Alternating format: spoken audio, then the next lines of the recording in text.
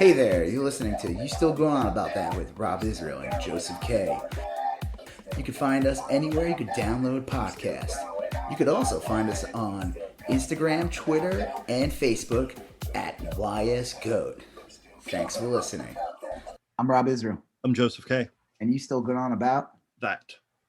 All right, Joseph. It is YSGOAT. You still going on about that? YSGOAT News.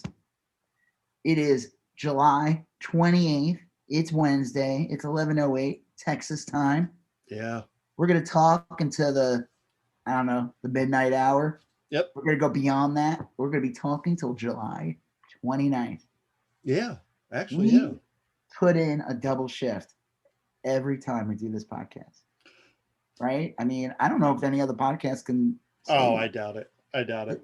We're the only ones. One of the advantages, though, is that when we wrap up, it's usually like 1 or so, and the temperatures outside have dipped into the mid-90s, and it's just really, it's nice. Yeah, it's nice and cool out. You know, it's like that's the time where I get to run around, hang out with the cicadas. Oh, yeah. The moles in my backyard that I think I have to get a trap or something. Have like mole holes or something. Yeah. Are they real tiny or are they big? They're tiny. They don't come out. They don't want to, but they make holes and I could see the dirt being dug up. There has to be moles. Right. They're like really ugly, cute, but there's like two kinds of moles. There's like the classic mole. Mm-hmm. And then there's like these weird ones with this like fucked up alien face. Like they're similar looking, but they got these like bizarre noses or something that make them look like the thing that impregnates you from aliens. Face crawlers or whatever they're called. Yeah. Well, I don't think I've seen moles here. We have a lot of like possums, and we have like the rabbits and the this and the that or whatever, but we have possums and then the tactical assault possums, the armadillo. We get those armored rats. Armored I've possums. Never seen an armadillo here. I've only seen dead ones on the side of the road. I've never seen one like bizarre. They're almost completely blind. If I go out in the backyard when they're walking through, there's usually two in the area. They're breeding and then they go on their separate ways. They'll walk right up to you if you stand still. I've never seen one. Like I've only seen dead ones. I've never seen any of them. They're still exotic. I see like road runners. Mm-hmm. My first road runner I saw was in Chico. Yep. Living in New York, I never saw one. So once in a while I'll see those, but I've never seen a mole out in the open. I've seen possum. One time I was driving home, and I pulled into my driveway. This was like 5 or 6 years ago, and there was a dead possum on my driveway, and I was like, "Oh no." And I was like, did somebody do this or whatever? It must have fell out of the tree. It just flattered like a 20, 30 foot drop from the tree onto the hot concrete. Jeez. And its guts were all out. I had to and it was like a Sunday. It's like I can't call animal control. So I had to get I just had a wetback shovel and I just tried picking it up and it was so fucking nasty. My neighbor across the street was like, "Oh, lucky you." It's like, I won the lottery here. I had to go pick up this and it wasn't playing possum because its guts were hanging out. Yeah. The whole classic. If it did come to life again, I'd really be freaked out because they have its guts were just completely out, his entire insides. It was absolutely disgusting. And then I made the mistake of not throwing him in a garbage can with a bag. Ooh. So when it was like garbage day, I opened up the garbage can and the whole thing was just like what is it? Maggots. Yeah. Thousands of maggots just eating this carcass. And it was just like, I'm gonna close the lid now and there'll be a little gift for the garbage people. I'm gonna throw the can out too. I think I'm just gonna the whole thing is just gonna get thrown out. Throw the can out as well. That's for the best. It was gross. All right. Well, speaking of gross. Yeah. So the other day, we're gonna get into it. I mean, if you want to just go real quick, what we're gonna talk about for the episode. We have kind of a couple. Or we have three big broad topics. The first is the coronavirus, ongoing coronavirus related things.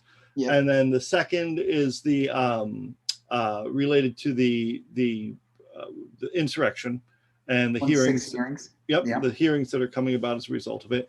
And then we have kind of some pop culture stuff at the end. It's Bob Odenkirk and Steven Crowder are both in the news today. And we're also going to talk briefly about Bruce Willis and his. Oh, I have nothing to say about Steven Crowder. We can remove him from the list. Okay. And the film career that Bruce Willis is kind of engaging in. So that's what we got. Yeah. Some great cinema he's making these days. All right, cool. So yeah, speaking of coronavirus and stuff like that.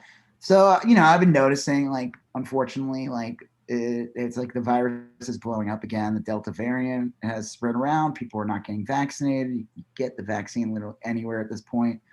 I feel bad for my kid because he's not 12 yet, so he can't get the vaccine. School starts. But before we get into that, like, I was using I use different social medias to get my artwork out. I use Instagram, Facebook, barely, Twitter a little bit, TikTok I've been using. I haven't gotten like any financial gain from TikTok at all, but it's just kind of fun. The music, I can put music behind it and stuff, and I'll usually just transfer it to Instagram. Lets you share stuff, but. So Instagram lately, not lately, it's been like this for a while now, where it's just like chokes my account. People don't see my work. I get very I hit 100,000 followers. I have 2 accounts. I have one account that was like completely decimated. That one has like 86,000. I lost tons of and then this account I got over 100,000, and it's cool, it's great, but to me it's like, who cares? Because I'll post stuff that doesn't even get like 500 likes. It's like, people do not see my stuff. I get some people, they're like, I see it. I'm like, okay, cool. But there's people who do not see it. Like, I've had people say, so I was going to post this anyway because of everything going on with COVID and everything. So I posted. I was like, you know what? I'm going to post this and see what happens. I have this artwork called, where it's like a Grim Reaper. He's wearing a mask, and it says mask it or casket. And I was hoping I wouldn't have to ever share this artwork again. I was hoping it would never be relevant anymore. The whole, people getting vaccinated, maybe we could like kind of overcome this stupid pandemic already and get back to getting other viruses. Yeah, sure. Whatever. I mean, I personally will keep wearing a mask in public, even vaccinated. But now with the Delta variant, I'm good to be wearing the mask regardless. I decided I'm going to post this, and I basically wrote, I'll just read it real quick. And it's crazy because, it wasn't really that big of a deal, what I wrote. Yeah. I mean, I think it wasn't, but, some of these people are batshit lunatics. Okay, I wrote, the COVID-19 Delta variant is getting out of control. The people getting sick and dying from this new variant are the unvaccinated. It's easy to shift all the blame on the anti-vaxxers, but it's the politicians that placate these idiots that are at fault. Please remember that the other people not getting vaccinated are kids under 12. They don't have a vaccine for them yet, and they too are becoming victims of this pandemic, because there's a lot of little kids that are coming down with this. If you are of age, get vaccinated. It's free, and it's available almost everywhere. In the meantime, wear a mask. It's literally the easiest thing you can do for your fellow person. But clearly, it wasn't. I had to block hundreds of troll accounts, and I got inundated by all kinds of it's like, I don't even these people, some of them, there was 1 or 2 that I talked to. There were people who I've interacted and they bought stuff from me before, and I had conversation with them, and I'm not going to convince them. I'm not going to change their mind. It's like, I can't overcome, there is a right-wing media machine that is worth billions of dollars. There's misinformation spread on social media by supplement companies and people who quack doctors, and there's Facebook groups.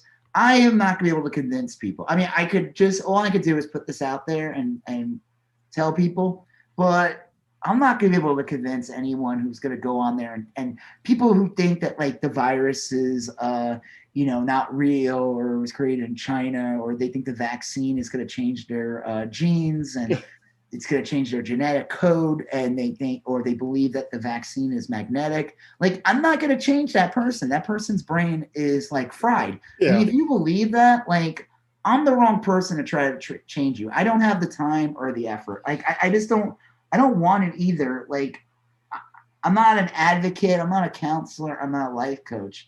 All I can do is like tell people, hey man, you know, like, this is I think, and you know, backed up by like the science community, this is the smartest thing you can do. Like, it's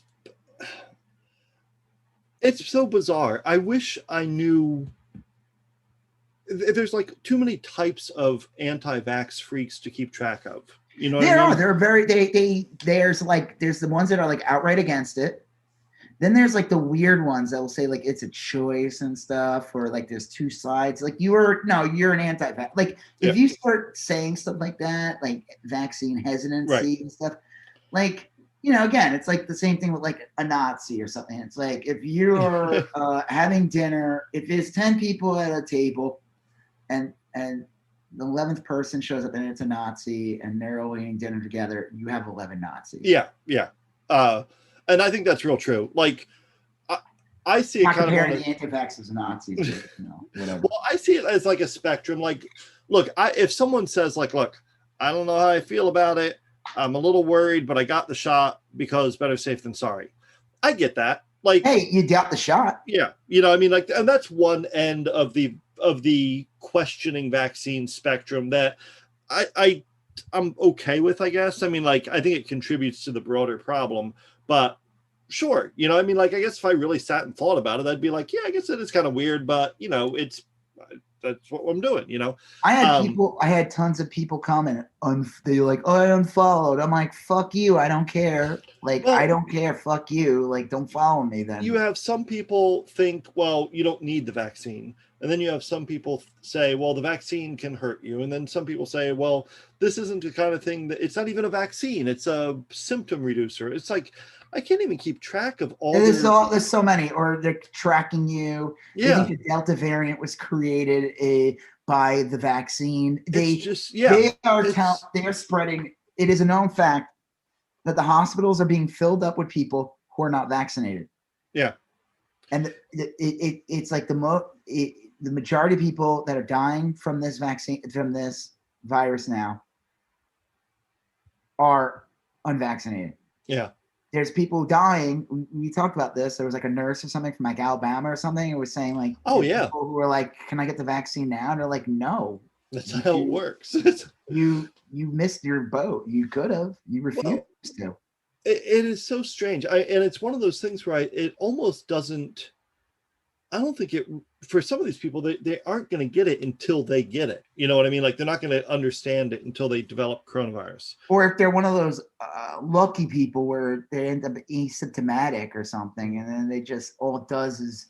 Well, that's even worse, because then that doubles down on their belief that the vaccines are pointless. Right. Yeah. You know?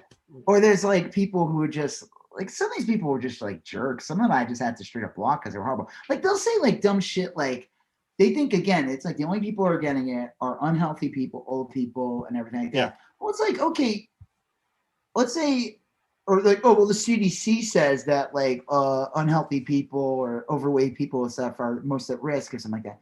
And I was like, I was talking to this guy who, and of course, this dude who was like some weightlifter dude. I'm like, okay. I'm like, well, you could say that literally about anything. A overweight, unhealthy person is going to fall prey to all kinds of problems. Yeah. I said to him, like, you are coming off though with no empathy. You are downplaying the seriousness of COVID. It's like it's giving you a way out. I can't get COVID because I'm super buff and I work out and eat really well, and I cannot get there. It won't affect me. You fat boy at home or whatever, you're the one that's going to get it, and you're the one that's going to die. Like, if you think that way, then like, you don't give a shit. You like, do you not realize how much of an asshole that person sounds like? Yeah. Like, and the other thing too is that's not true. That person's 100% wrong. COVID is proven to knock the fucking shit out of very healthy people. It's not random. I mean, there's a underlying reason for it, but it can seem random. I mean, it can seem really You know, random. that was one of the things Fauci said. I remember last summer after the virus was around for a while. This was like back in June or July. I remember listening to the radio, and he said he never experienced a virus like this before, where it can affect one person and kill another person. He's like, I can have an 85-year-old who will survive and be fine, and I could have a 25-year-old who could drop dead of it. Yeah, I think it is true. I mean, it's much more common that it would be the reverse, but it's not like entirely out of the question that it's like you're not invulnerable. Or they'll say something stupid like that, and I'll be like, okay, well, like the person who has diabetes, they died of COVID. They didn't die of diabetes. If you had diabetes and you walk in the street and a truck ran you over, the truck ran you over and killed you. It wasn't the diabetes. Yeah. Well, as you know, one of my favorite things. Your feet went numb and you were frozen still. Sure. Like, I mean, if you want to get really stupid, but one of my favorite things is to go on Twitter accounts that are like, you know, QAnon, Ashley Babbitt supporters, you know, all that. I love like looking at their Twitter feed just to kind of figure out like what are they, but they all are like converging on these like overlapping theories. And the same people that think January 6th was an inside job orchestrated by Nancy Pelosi and the Capitol Police and Antifa are also the same people that think masks cause oxygen deprivation in children. Oh yeah, they were saying stuff like that on my feed. Also the same people that think 5G towers are harmful. And they're also the same people. I mean, they're like, there's multiple implausible conspiracy theories and they believe all of them. I mean, it's not like I had those people who are just like, oh, you're an artist, you shouldn't be pushing people get vaccine. I'm like, what the fuck are you talking about? What is like what? Like these idiots think like they're fighting the power. It's like you're serving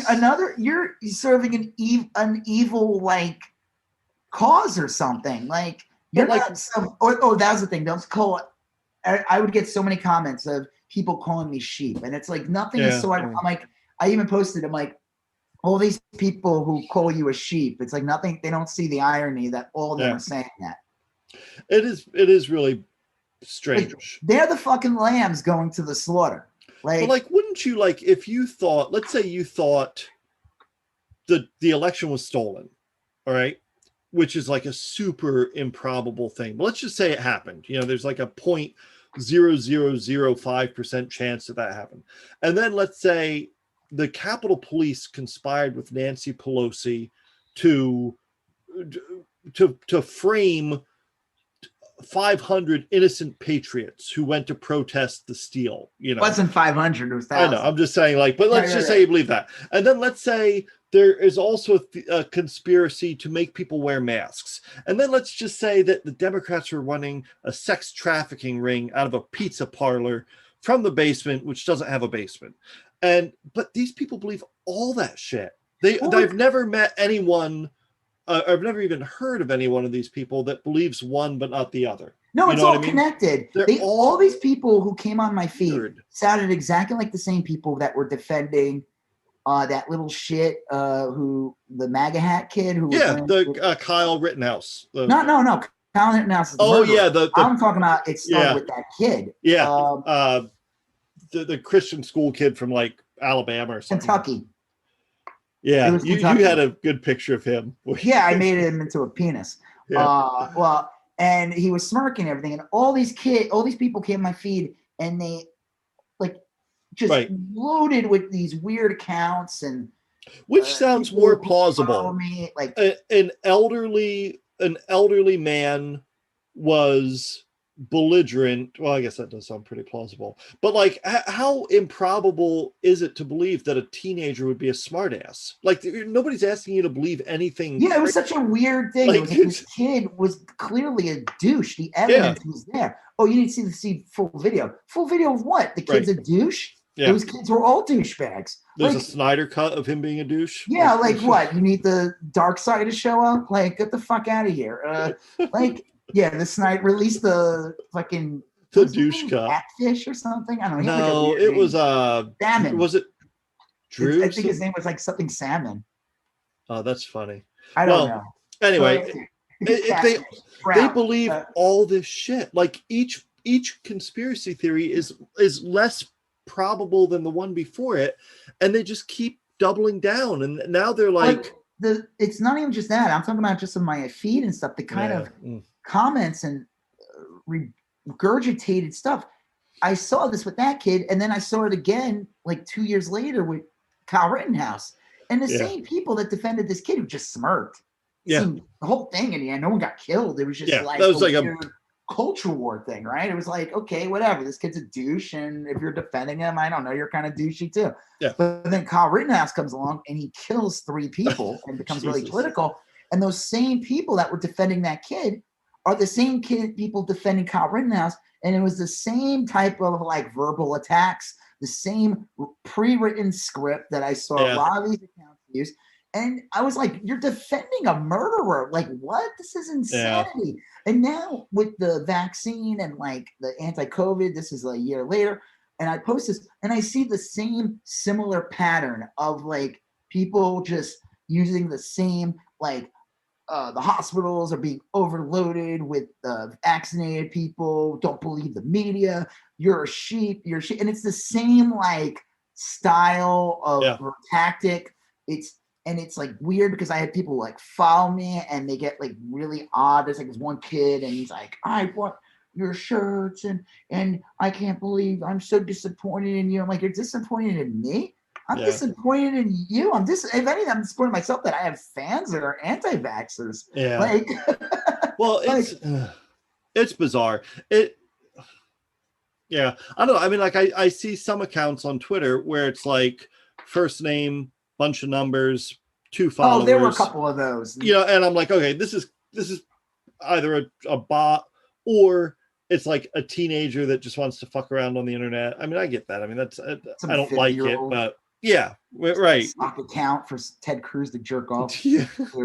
Yeah, but like I know for a fact that there are some humans, like real life people that believe all this shit. I knew there was a difference. Like there's accounts that are like private, like they don't even follow me. And it was like literally one that was like a Pepe, like, and his page was littered with racist memes and shit. Yeah. But it's like I just cannot stand Instagram and Facebook. They're just shit. They're just shitty fucking companies. They're disgusting. And I hate how they operate. They're so fucking gross. They keep all these fucking Nazis up on their accounts. Like all these right wingers cry and say they're the ones being silenced or shadow banned. These fucking companies, if anything, have elevated. They have elevated the worst elements of the right wing. They have like normalized Nazi rhetoric over the past 5-10 years. Like this is the kind of shit that, again, like they would pass around like shitty little comics, like underground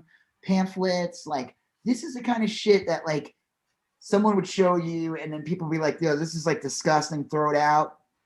But then like social media comes along and they have no fucking terms. Like they don't have any real, like, they don't even care. They let these people flourish and it just grows and see, the difference was when I was a kid or a teenager and we would see these like gross looking comics. What? Chick tracks. What's that? You remember those Jack Chick, I think was the artist. He drew these cartoons that were like all like rabidly Christian. You're going to go to hell. Like, oh yeah, it's similar style. Yeah, but it was a Nazi one, right? But that would turn people off because it looks so grimy. Yeah, and you could see the hate on the paper. But the difference is that social media, like Facebook and Instagram and everything, they've normalized it and made it part of the conversation. This is not part of the conversation. You don't debate a Nazi. You don't debate these people. You fucking...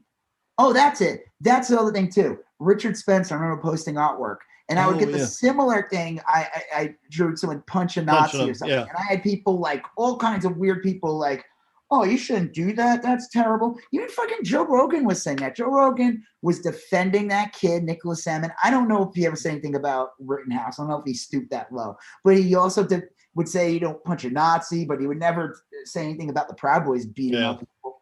But it's funny. All these people on my feed would repeat the same shit. They would repeat the stuff that Joe Rogan would say about like being healthy and working out. You don't need to, if you do your vitamins, you don't need to get vaccinated or whatever. And it's just gross old fat people. They deserve it. They did it to themselves. Those are the people that need to get the virus and die. They deserve it. It's like, it's so there's no empathy. Empathy has been sucked out.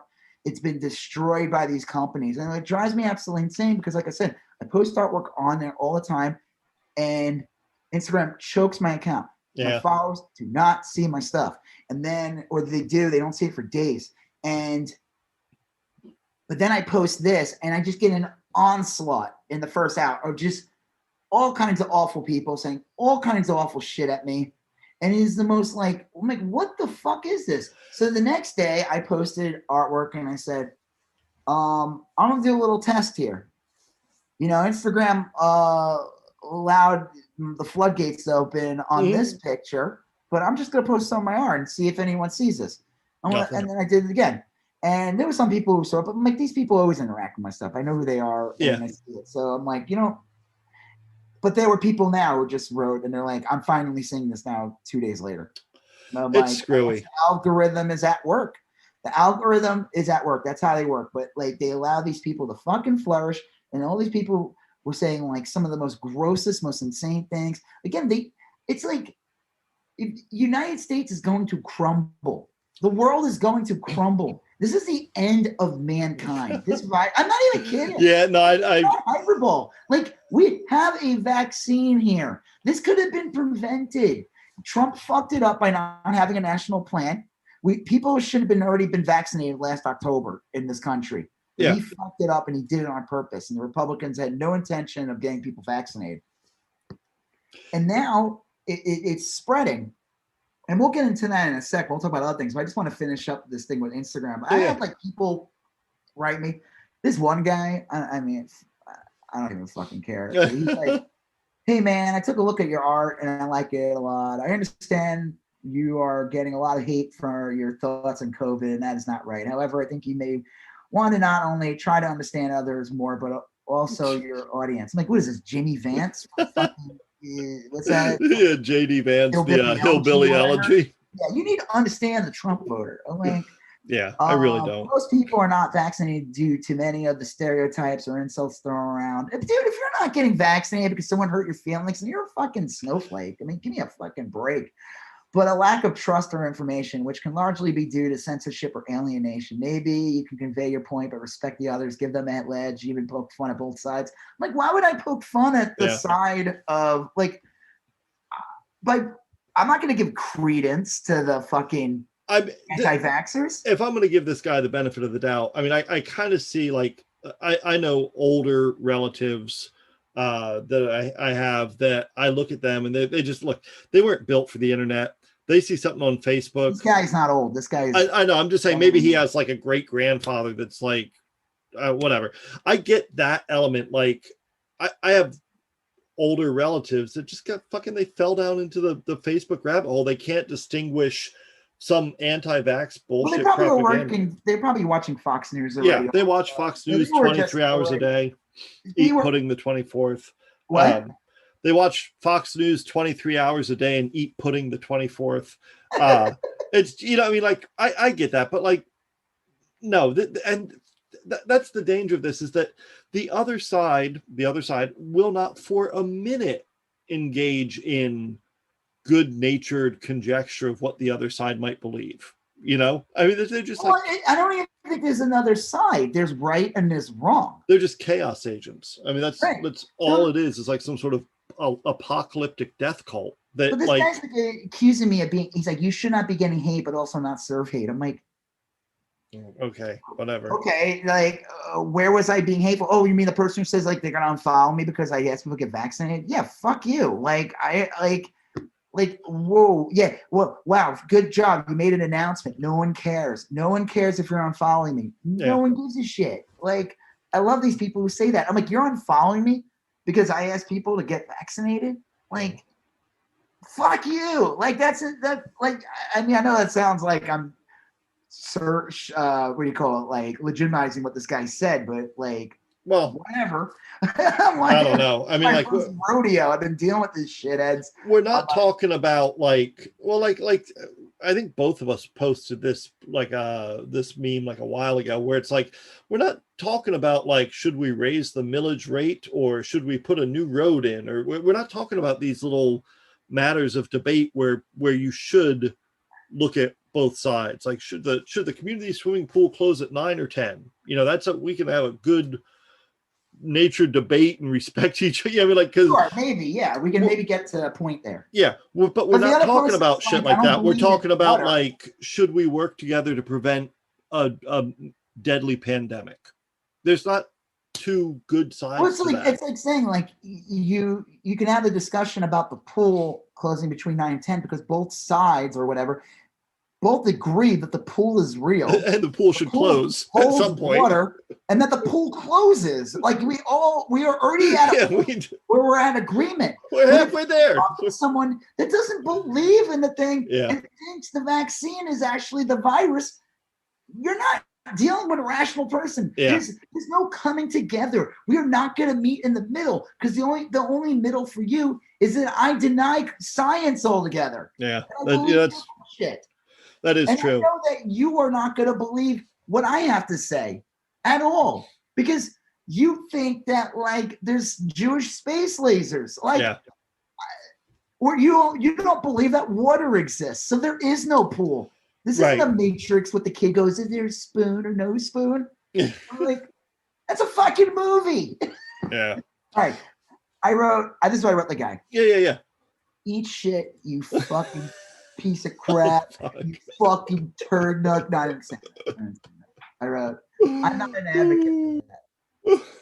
I will not be able to reach out to people whose brains are fried by online misinformation. I don't have a team of people or all the time in the day to counteract every single form of misinformation. I don't have a team of people. I don't have all the answers. I can't counteract all these people who say things like the hospitals are filled with vaccinated people. I can't. I have to go find something to prove to a person. Unlike what's great about Twitter is you can post pictures and comments, and you can post. It's easy to make that argument. You can't post links in Instagram. People do. I delete them because I think like they're bot accounts. Instagram's not meant for debate. You know, it's not. It's not. It's and you can't really prove anyone wrong. Also, I wrote some of these people are just straight up trolls. They get off on just keeping their argument going and coming off horribly. Yeah. And people who just leave this on my feed, the sheep emojis, don't deserve kindness. Yeah. And then he writes, some are trolls or people who feel extremely strongly minded. You can't change. All I'm trying to explain is someone differing though or opinion or on a new, not greatly known or proven subject should be given some tolerance. Well, the other thing I would say is being careful of elite class mindset where the difference are less. This is not me making an assault on you or your actions and thoughts. I think a more understanding approach would be better though. And honestly, I like your Vax Grim Reaper artwork. Okay. Yeah, I mean, he seems like a nice guy that's had what? He seems like a nice guy that's maybe had the luxury of not having to deal with a lot of shit. Yeah, dude, this is my first rodeo. I've been dealing with this for years. I have no tolerance for it.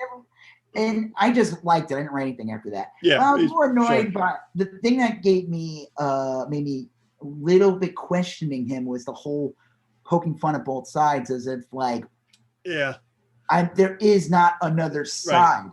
There's the side where you wear the mask, or you try it, you stay home if you're sick or whatever, or you get the vaccine. Yeah. And that's it. And then there's the other side that like doesn't give a fuck and thinks that like the virus was made in China, but at the same time doesn't believe it's real. Like you said, every single crazy right-wing conspiracy that's floating around for the past 10 years is just going on in one blob.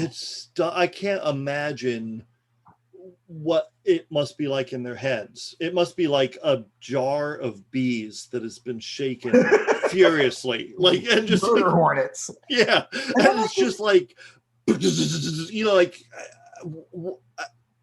I don't know how you keep up with it. Like, and like I said, there was this other guy who said the thing about he bought stuff from me, whatever, and I tried to be nice to him and listen. He's like It's almost like, again, these guys, they act nice, but if you don't go along with what they say, they get really mad. Yeah. And they think like, oh, so now you're the jerk. It's like, I'm sorry, I'm not giving you the answers that you want to hear.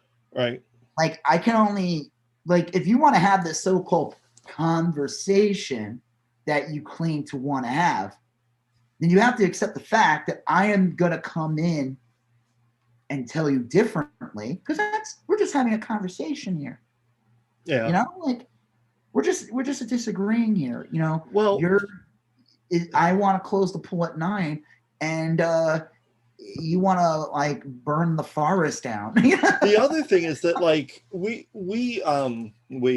like people that believe in science are really, I mean, like for the most part, they just want to like keep the planet going. You know, I mean, like no one's really got like a huge agenda as far as masks and vaccines goes, other than like let's make sure enough of us live next year. You know, this is bizarre. Like they have this, like they think that when the government like is trying to take over your mind, like they don't have to do any of that. We have media companies that do it for them. We have phones that track everything for them. If they need something, but they'll just get AT&T to give them all the information. It just, I mean, like, I don't know.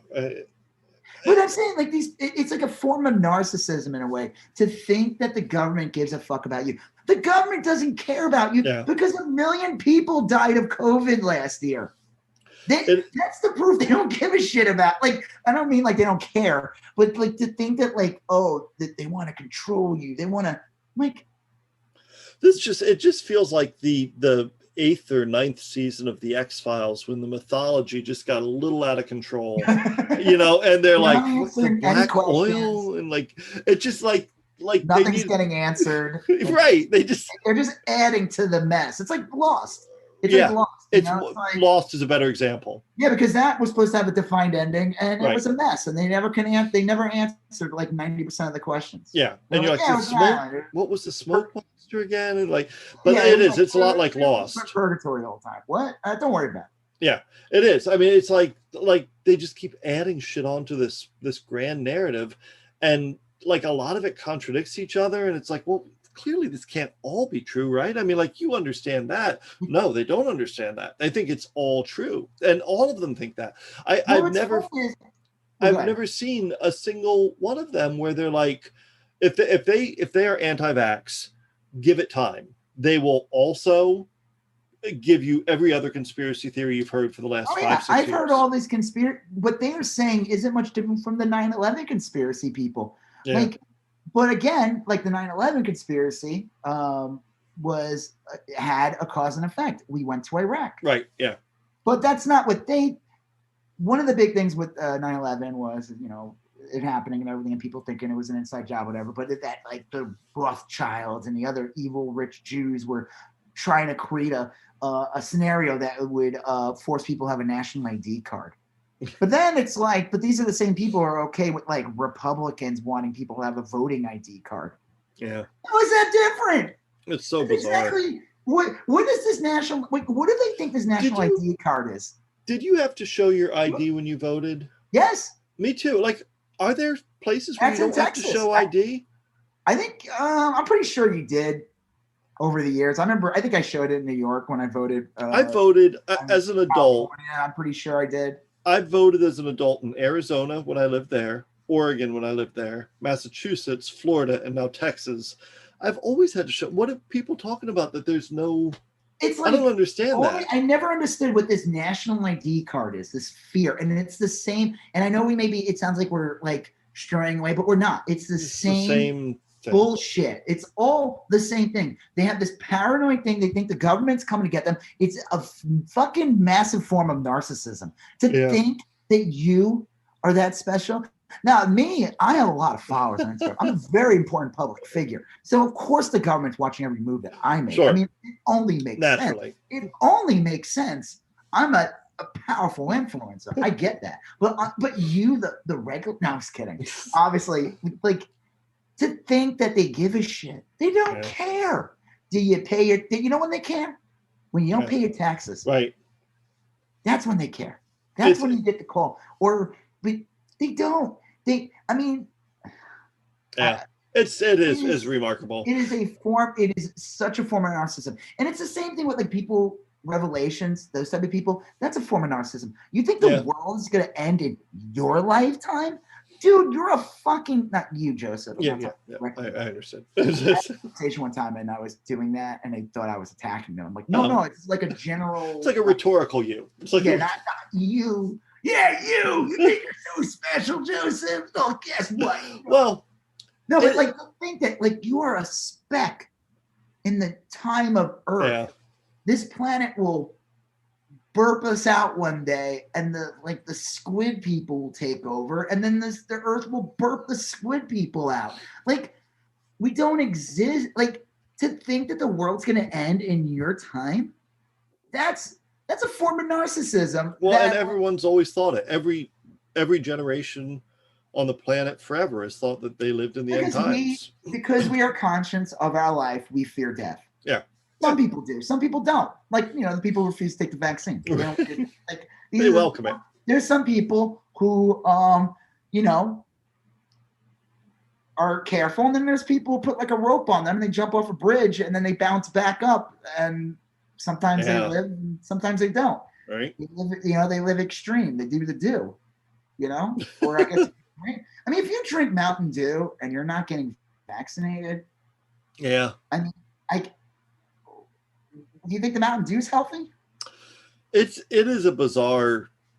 Like, I mean, I know that sounds like I'm being ridiculous, but like a lot of these foods and stuff people eat, like almost everything. That's the other thing too. These assholes would be like, "Oh, the vaccine was not FDA approved. It's not FDA approved. It's not FDA approved." Most things are not FDA approved. All those supplements that all these so-called He-Mans that take, they're not approved FDA. Usually they're not. Yeah.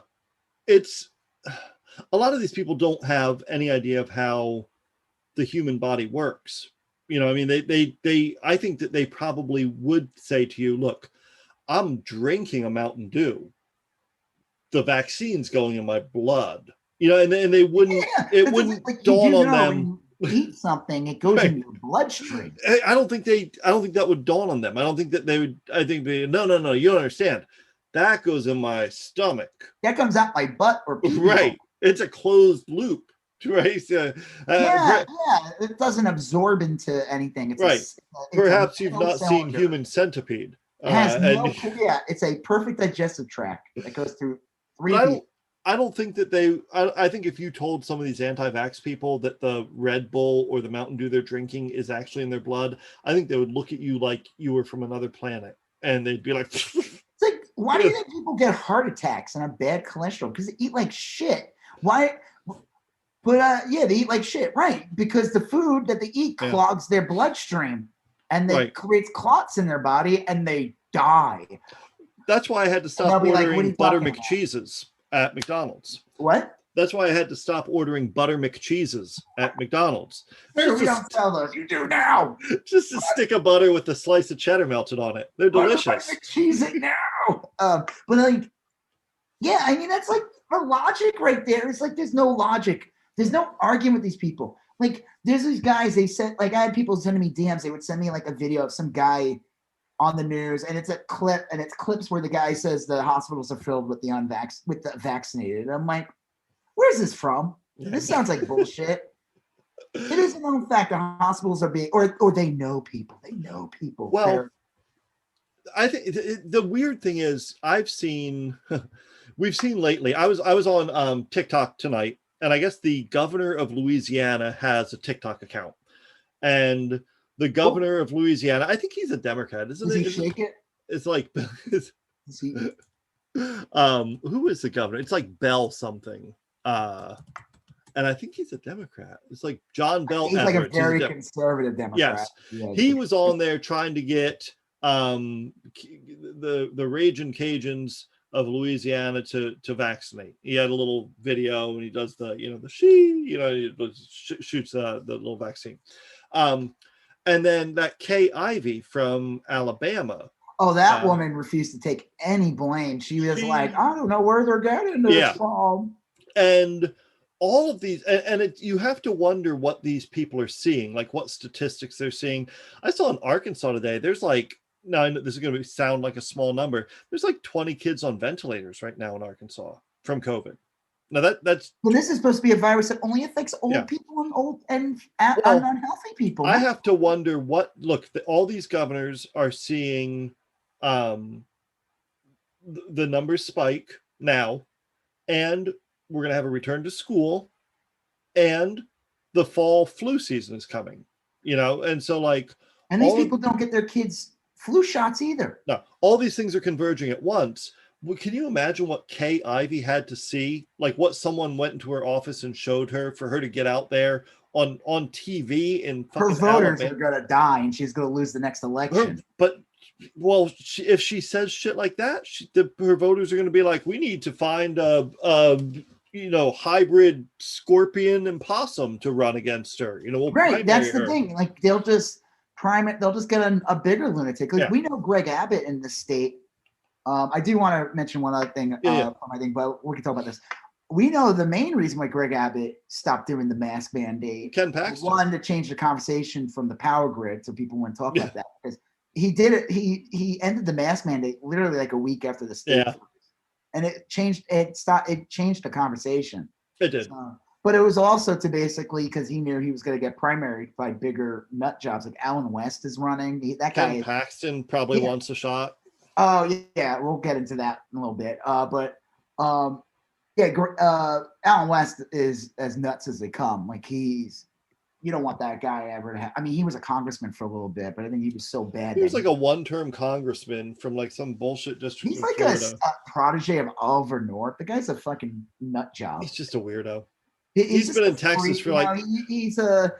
He's this black dude who's like gives right wingers cover for being racist. I mean, that's literally what he does. He's a grifter and he's insane. I don't know how much I think he believes all of it. He's like a Michael Flynn. I mean, he's basically Michael Flynn, but maybe like with a better wardrobe. Michael Flynn, perhaps. Wait, Michael Flynn. Oh, Michael Flynn. Isn't that the? He's the crazy general that pardoned. And I mean, it's the same thing. They're all part of the same grift. Yeah. Okay, so before we get into that, there was one of the guys who talked to me about it, the one who was like working out. He said that he's not anti-vax, like he's been vaccinated for other things. He just doesn't trust this one, and he's convinced that the vaccine will hurt his potential future children. Right? Like he's convinced that. He's like 27 or whatever, and I'm talking to him, and I'm like, "There's nothing." I felt like he was still making excuses. I'm like, "You're not taking it seriously. You're not." Did he have a basis in believing that he just thinks it's like this thing that changes your genes? He's just convinced that like it's not approved. It wasn't tested or whatever properly, and he doesn't want to take it. But here's the fun fact about COVID. Yeah. Here's the fun fact, especially if he's so concerned about having children. Yeah, right. It is a known fact, and it's been proven by actual data. Because the great thing about this thing being around for a couple of years now is we have actual data of people and what happened to them. There are people who were made sterile by COVID. Yeah. Well, so if this guy catches COVID, there's a good chance he won't have to worry about future kids because he might not be able to have any. Yeah, and that's true. And like you could have viruses, and you can transmit them to your children. You know, what I mean, like that also happens. Yeah, like there were people who are like a pregnant woman she got the vaccine, and I guess said in a way she transferred the antibodies to her baby. Nice. I mean, like, but it's like, where are you getting this about? Where are you getting the thing about this vaccine could affect your potential children? Yeah. Like, where are you getting this? You're ignoring the fact, though, that the virus has sterilized men. Like, it has made them impotent, too. That's always been, like, people that's the way to get men to get vaccinated is, like, tell them, like, hey, dude, you're not going to be able to, like, right. It's gonna target your nards. Make you dick whittle. Here's the thing is, and I'm all kidding aside, I think I'm like a reasonably smart person. I'm pretty well read. I mean, I have like a formal education and all that, but like Know your 1, 2s, and 3s. Yeah, I can't, like, I'm not a medical doctor. I'm not And either. Just like I'm not an airline engineer or a jet propulsion expert or whatever, I got to trust that when I get on the airplane, the pilot knows his or her shit and will get me to where I'm going. And the people that built the plane know what they're doing and all that. And I got to trust the doctors. You know what I mean? Like, if you start Googling weird shit about vaccines, you will eventually reach the conclusion you want to reach. Yeah, they'll say do the research. They don't want to tell you. I'm like, well, do the research. Yeah, do the research is code for I'm not going to tell you where I get my crazy shit from. Yeah, I want you to fall down the same rabbit hole I did. You have to trust that, like, look, if you believe in society, like in the notion that people kind of work together in communities, then you have to say, like, look, the doctors are probably, I'm going to defer to their judgment. You know what I mean? Like, you just, otherwise, what the fuck are you going through life doing? Like, you get on airplanes. It's like, we don't see planes crashing every hour on hour. Clearly, this is a right. They have their shit together. Like, when the light turns green, okay, I just go. You know, I mean, I look both ways to make sure no crazy person's kind of careening through. I try to do that, yeah. But like, I for the most part operate under the assumption that all things being equal, the other lights have turned red when mine turns green. You know, I mean, the problem is though, is that's how everything should function, but people are treating COVID like as if it's an option. And this is going to be a good segue with the schools. It's like schools and companies, and mostly most jobs and stuff like that, usually, especially schools, they usually require the kids to get vaccinated. Yeah. But for some reason with COVID, people have chosen their own reality with it. Yeah, yeah. As evidence, if you looked at my Instagram post, you would see that people have many different forms of reality. And it is insane how, like, if you said there was like a flu outbreak, SARS or whatever type of virus, measles, whatever, they would be sending letters out. They'd be making kids stay home. But for some fucking reason, COVID is this heavily politicized virus. And the Republicans and all the right-wingers, whatever, decided to politicize the shit of this virus and play it down. And that's why it's funny, like you said, you brought up that, what's her name, Kay Ivey from Alabama? Yeah. I think it's Kay Ivey. K-A-Y-I-V-E-Y. Even, like, so didn't fucking even... Yeah, Greg Abbott was like bragging about like people getting vaccinated. I was like, dude, fuck you, dude. He was on Twitter the other day, said most Texans have been vaccinated. That's just not true. Lying. Texas is under half. It's Texas under half. I don't even know if Texas. I don't think 40% of the state has been double vaxxed yet. It's low. Well, I know for a fact it's not over 50%, and that's what the word "most" means, is that it would be over. If it was 51%, you could technically say most Texans are vaccinated. Texas will never reach herd immunity. It just won't. It's just not going to.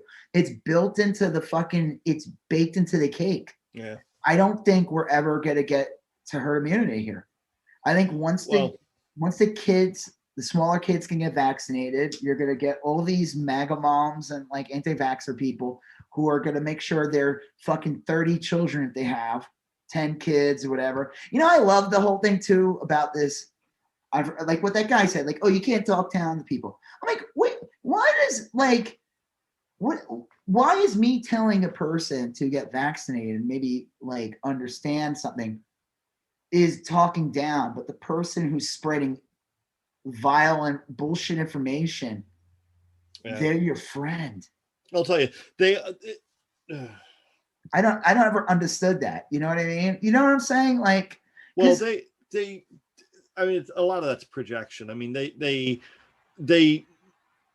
as they begin to articulate these beliefs, they know it's stupid as fuck, you know, and they're real sensitive about it, and they don't like being called stupid as fuck.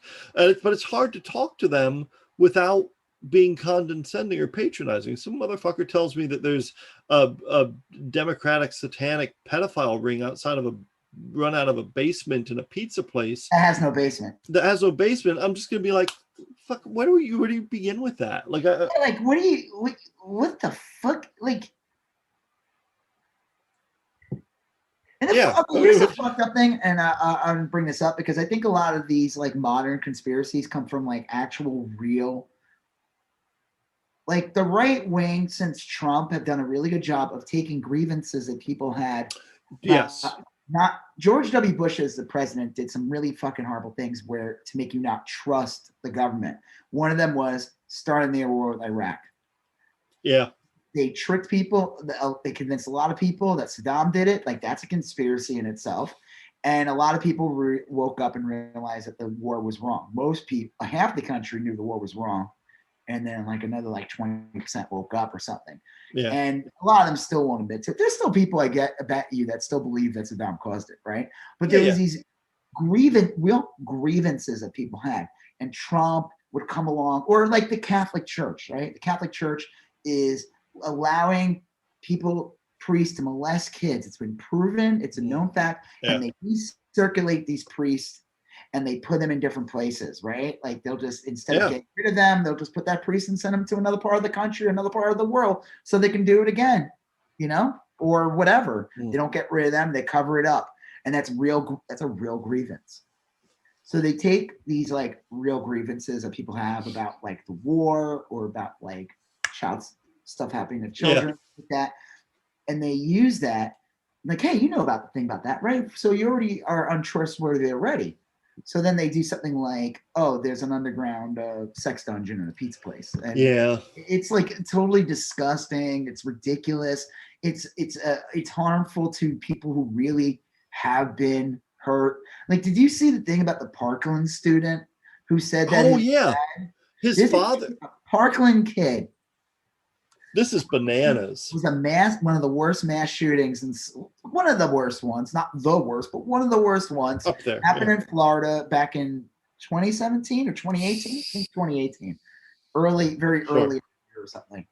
And this kid, one of the survivors, said that his dad became a QAnon nut and believes that Parkland didn't even happen. Yeah, and he accuses his son, who is a survivor, that of being part of this conspiracy. That's insane. How could you have like no relationship anymore? You can't. You see, these are fascinating to me. These stories, a lot of people are talking about they've lost relatives to QAnon. Now, you used to see this quite a bit. Like young kids, like adult kids, would say, "I've lost my parents to Fox News."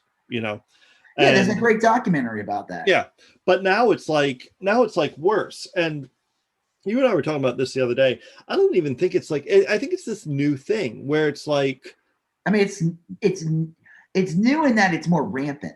Yeah, and it's not new. It's been around. Yeah, but it's like, yes, no, I agree. I meant new in like the scope of like, this is something new over the last, like in the scope of the last 1,000 years of humanity. Oh, okay.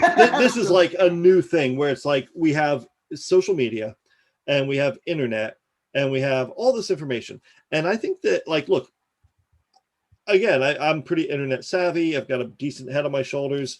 Sometimes it's overwhelming. Sometimes I'll look through my Twitter feed and I'm like bouncing around from topic to topic. And it's just like, I can feel the bees in that jar start buzzing, but I know how to, like, okay, I can sort through the information. I have some skills that help me navigate the internet.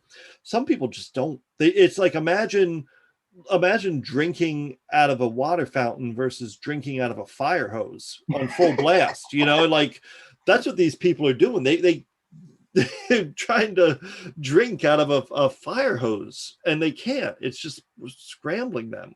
I think their brains are literally being rewired. Like their literal brains.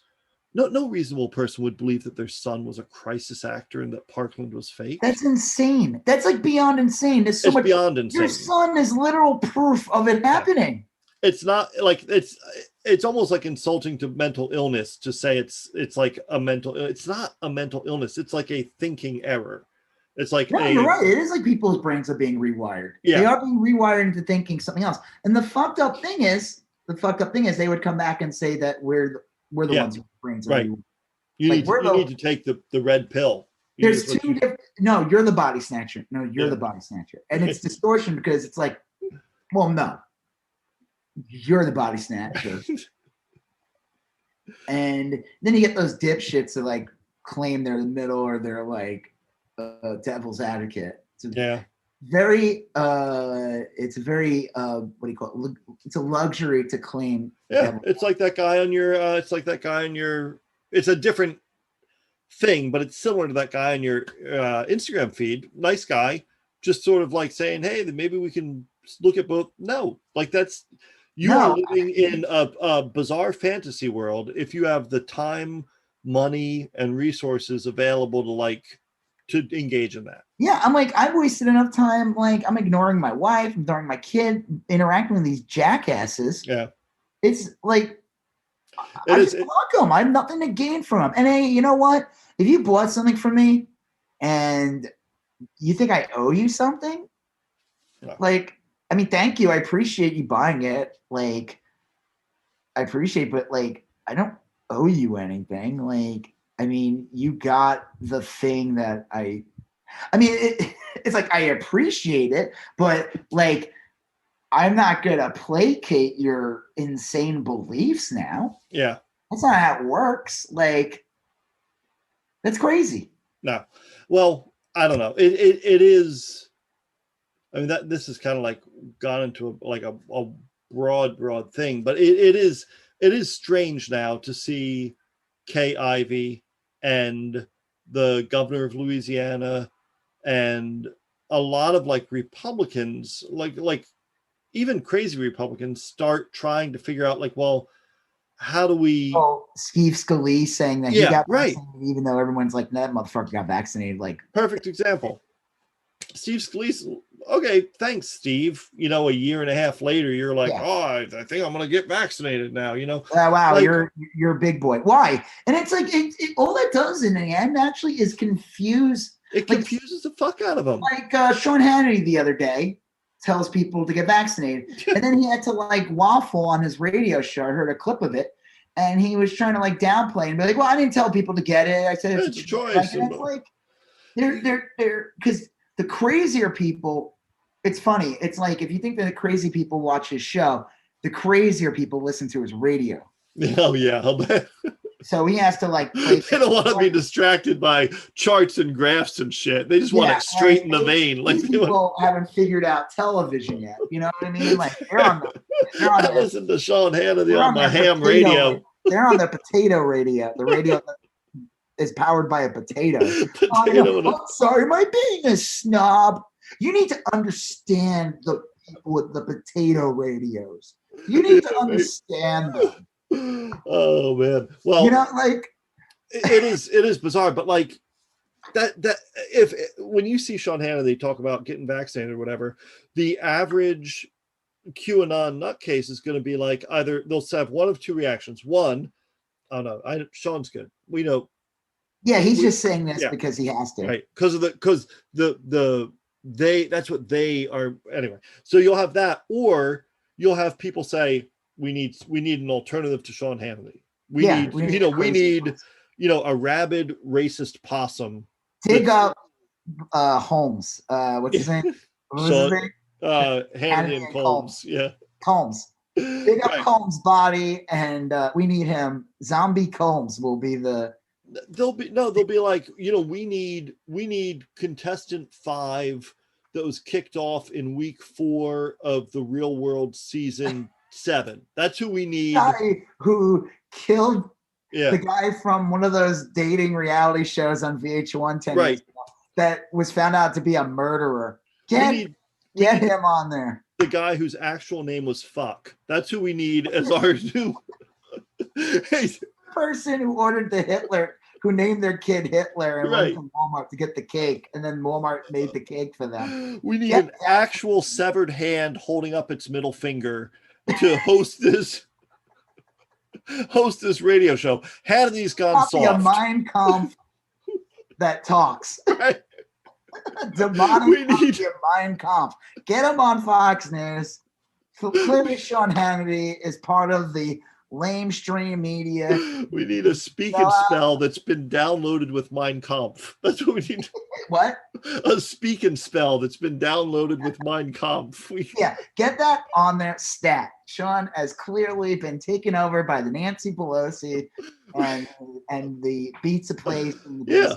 Whatever. And eventually Fox News will be hosted by one of those circular things where you pull the string, and instead of making barnyard noises, it'll be like the Fuhrer says nine. That'll be it. That's what the Fox News. KKK was good. Yeah. That's I mean, like it has to be confusing, and it's like, okay, we know the Republicans are doing it because one, if you look at like actual data and proof, not the crazy shit that these other people were, the lies that a lot of these people on my feed were saying, that the areas being hit the most with the Delta is basically the Dixie. Yeah.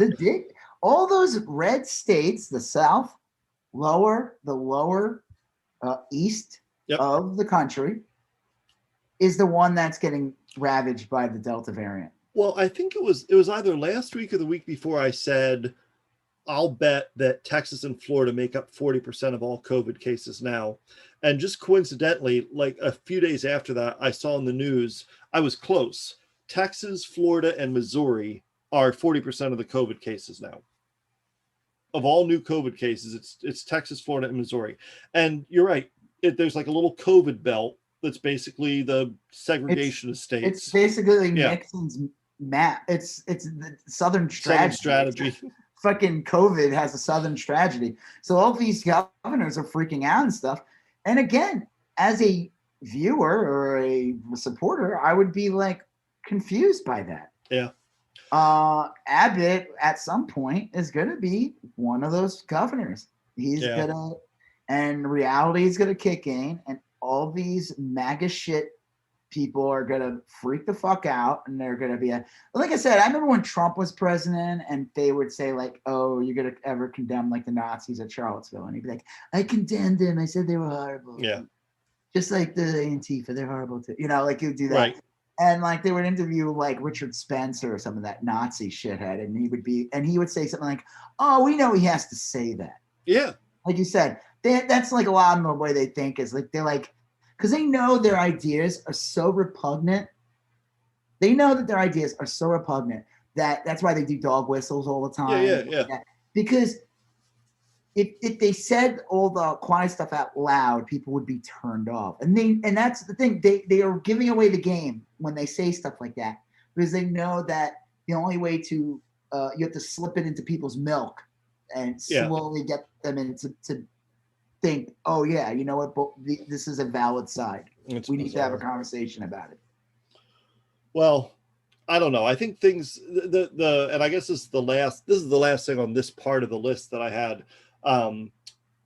Biden is making the school protocol we didn't really talk about. Yeah, well, that's about that before. I guess we just talk real quick, as in our school and everything. One, Abbott didn't. He basically put a mandate that said schools can't require masks, which is weird and insane. And they can't offer a virtual choice. Oh yeah, there's no virtual choice. There was, and they had to demand. They basically made it impossible for people, where they demanded that you had to do the whole year. Yeah. So of course people were like, "I'm not going to sign up for this. I'm not going to like a whole year. Fuck this. I'm not going to do that again." People were probably hoping like, "Yeah, I'll keep my kid home until he's vaccinated and I'll send him back." And that option was tossed out the window. So now people are either going to have to homeschool or do whatever, or send them back. And Abbott puts in this crazy thing, basically saying like, schools can't require masks. So it puts the school in a situation. Then on top of that, he put it, our school had a crazy thing with like, basically if a kid is COVID, and I guess like if you were like, if they did a contact tracing, that person, let's say your kid or my kid, whatever, was that person, that person basically is not required to quarantine, and actually you're not allowed to stay out late more than 5 days. Yeah. So it's basically creating a scenario that stops the spread of the virus in the school. It's designed to force a normal school year in super abnormal circumstances. Right. You know, Exactly. and that's what it's designed to do. Is it's like any flexibility you may want to deal with this very unusual situation has been eliminated. Any added protection that would just be good common sense in most instances, you can't, and there's no flexibility. Like you might have a part of rural Texas with like an isolated farming community that probably doesn't need any restrictions, you know, like, Well, I know in Austin, and I think I don't know if it's Dallas yet or Houston, but Austin, they have a virtual, and they have they're taking it more seriously. Yeah, Austin does. If you have a lot of money coming into your school system, you can do it. Texas didn't say you can't offer virtual schooling. They just said they weren't going to give you any money to do it. Yeah, I mean, and again, you guys, anyone's listening to this and anything, you realize that like Abbott and the Republicans hate public education. Oh, yeah. This is another way to attack public education. People will pull their kids out. They're not sending their kids to the school. Yep. That means less funding to the school, less tax dollars go to it. They've been arguing for decades, school vouchers. They do not believe in public education. They think public education is socialism. They think it's communism. They do. They really believe all this shit. So they have used. Well, public education probably is like a good. At the end of the day, school is basically daycare. It is. Oh yeah. Like it's daycare for people who have to work, both people or single parents, whatever. School becomes a literal daycare, unfortunately, and the Republicans have found a way to make schools suck because they want to. That is like their end game. They hate public education. I'll tell you, I don't think I ever told you this. I taught for a number of years in a public school, and I was teaching once. I was teaching Great Gatsby to 10th graders, and one of Marco Rubio's aides came into my classroom. The principal was giving a tour, and this girl, she was like 22 or something, a woman, came in, and as I was teaching, and she, right in front of everyone, was like, because in Gatsby centered around an affair. A guy has an affair, you know? And she's like, why are you teaching this? Is this something 10th graders need to know? I mean, like, right fucking there. Great Gatsby. It's in like every curriculum in the country. And she started like sitting there, and I'm like, fuck are you? You know, like some idiot from Marco Rubio's office coming in here to my classroom telling me how to teach English, you know, when like what I'm guessing you got like a political science degree from Palm Beach Christian. Yeah, right, exactly. I'm like, okay, but that's it. That's public education. Like if you're a teacher, you at any moment could have some idiot from Ted Cruz's office come into your classroom and just turn your life upside down. Or it's like, what's her face? That woman that worked with Trump. Yep. Oh, Betsy DeVos. I was going to say that like, art teacher in Flower Mound. Literally the worst person you could have to have in that position. Yeah. Woman's main goal was to turn everything into some theocratic Christian school. And she wanted to make it impossible. She wanted to like basically allow bullying of trans kids in school. Yeah. I mean, it was like all kinds of fucked up things, protecting like rapists and stuff. I mean, woman was like pure evil. If there was one person that you could like, if you want to pick the worst person, she was the worst. And it was really funny in the fact that she was so bad because she lasted the entire 4 years. I know. Like you have to be a vile piece of shit to have lasted. Yeah. There. Like there are some people who probably either like, you know, one day went, I don't know, Trump, maybe we shouldn't bomb like our citizens, and then that person had to resign the next day. You know, like someone who was like, you know, I was all for this and this, but I'm not really for poisoning the water. Nuking the hurricane seems ill-advised, sir. Sir, why are you drawing the direction with a Sharpie on a map? And then that was like the last day of the person in that job. These are grown men. Grown men and college athletes. They don't want hamburgers. Oh yeah, sir. Like, is it really a good idea to have fast food sit outside for 2 hours before serving them. She was so bad that's you don't last 4 years. Well, I mean, all right, so yeah, it sucks. It's a shitty situation. I really don't know. I kind of wish Biden would like step in and be like, could he do something that like kind of forces the hand of Abbott? I don't think so. It would be extreme. He could, but it would be extreme. The schools. Push you. Listen here. I'm going to push you off a cliff. Well, here's the thing: is like generally speaking, the schools have been the ultimate local thing, and counties or school districts have had more control than anything else. Greg Abbott kind of like ran afoul of that when he's like, well, I'm telling all school districts how to run. Like that you can't make. We were gonna run into a problem anyway with the mask thing before Abbott spoke out, because they elected in all these nut jobs in the school board. Yeah, they were literally elected to pull the mask mandate. Yeah. Like that's why they were there. That and yeah. Well, I think, and I could be a little off here. Biden could say like, look, if you're a Title I school, or if your school gets federal monies for X, Y, and Z, you have to meet these requirements. You can't have access to those federal monies. The problem would be that would only hurt individual school districts.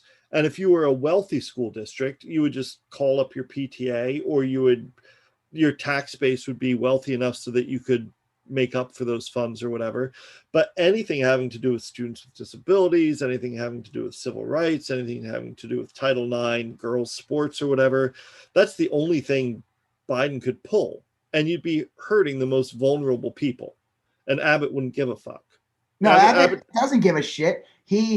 Abbott, and then what was the guy before him, Rick Perry and them? I mean, like, they made sure not to accept the Medicare package with the ACA, and all that did was hurt Texans. So Biden could perhaps fuck with women's sports, but like that's not an effective lever, to lean on.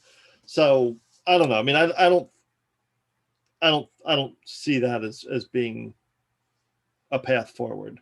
I think honestly, with the shitty nut, we spent the last hour talking about how these are shitty people that you can't reason with. That's what it is.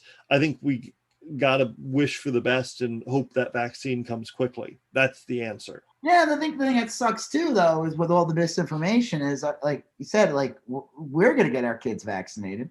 Yeah. But we know that there's going to be a large portion of that school that's not. True. I think it's not. I think that if and I don't know this, and I know that it's not quite this simple, but like if I'm vaccinated and I get coronavirus, my symptoms are going to be fairly mild and I won't be on a ventilator, knock on wood. You know what I mean? Like I'll get through it okay. It's highly unlikely. Exactly. That's my best theory. And if my kid gets vaccinated, or when my kid gets vaccinated, she's not going to be free and clear because the world is full with monsters and ghouls, but she will weather the storm. Dee Snider. I saw that. Yeah. The Twisted of the Sisters. Oh, was he in a band? Yeah, I think he was from a band. Okay, I'm familiar with his work on Cobra Kai. No. Oh, you mean Dee Snider from Cobra Kai? Yeah. Yeah, he was in that episode. I didn't realize he had a band prior to that. Snider's music got what's his name? Miguel to stand up. No. He saved his life. Tap his foot to the beat of the music. It's the power of rock. It's so hypnotizing. You can listen. You know what? We did a whole episode about Cobra Kai. I think we did 2 episodes. Yeah, it was a great show. Cobra Kai season 3. I don't know if we talked about Dee Snider, but we're talking about him now. Yeah. Dee Snider tweeted this thing where his wife and kid, I don't know if he went or not, went to Disney, I think in Florida. Disney makes all these claims that they are taking care of COVID and they're taking it seriously. And and they said there was nothing at Disney. And his wife and kid got COVID, brought it home. He said he got it too, but he's vaccinated. He said it sucked. He was able, but he took Sudafed, and he took some Tylenol, and he was fine. He was able to work it through, and he said, "It's because I was vaccinated. Yeah. I'm fine because of that." He's like, "Get vaccinated." And he also called out Disney. He liked my tweet. Oh, nice. It's not really that big of a deal, but in his tweet when he talks about the vaccine, him being vaccinated and how it worked, and I think I wrote brought to you by COVID-19, brought to you by Disney or something like that. Because a lot of people are like where he got it from. Yeah. Yeah. I mean, good on him. Yeah. Good. It's nice to see an aging rock star not be Charlie Daniels or Kid Rock. Right. I always feel like anytime I hear like an 80s like I always cringe band or anything, I'm always like, oh no. And then it's like like Axl Rose, who's had kind of a bad history of like liking saying racist shit, and he was like incredibly anti-Trump. It was like pleasant. I remember talking to someone. It was like Morrissey, who came out and was a fucking fascist piece of shit. Who you like and still celebrate? Yes, yes, of course. Oh, I love his art. Hitler was a great artist too, but I could not as good as Morrissey. You got to separate the artist from the art. No, you don't. If the person's a piece of shit, you go find other art. There's a lot of art in the world. We talked about this. There's a lot of art in the world. You move on. But it was interesting to see Axl Rose be like on the side of like, I don't know, and the other guy was like, I don't know, wanted Mussolini back in power or something. It was very, very refreshing to see Axl Rose, like woke Axl Rose, I think they were calling him at the time. I hate that term because I hate how people use it. It's lost a lot of its meaning or whatever. But I remember the tweet I saw where it says like, woke Axl Rose was not what I was expecting, but I welcome it. Or it's like I just hate the whole like. A lot of right wingers use woke as a negative, as a bad thing. Like the new thing was there's this new He-Man cartoon on Netflix. Oh yeah, Revelations, yeah. And it's not bad. I watched it. It was fine. This is the Kevin Smith one, right? I don't expect much. What? Kevin Smith is the guy producer doing this one? Or something. Yeah. He-Man's like snoochie boochies. There's all dick jokes. Yeah. Smoking weed. Right. Him and Cringer were making a fat blunt.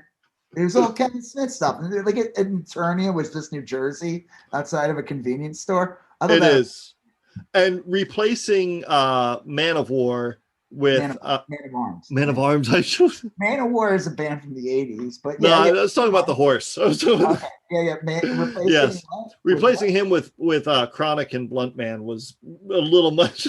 Yeah, a little on the nose. I'm like, I could just put in your properties into an existing property. No, it was fine. I mean, it was a violent cartoon for a kid's property.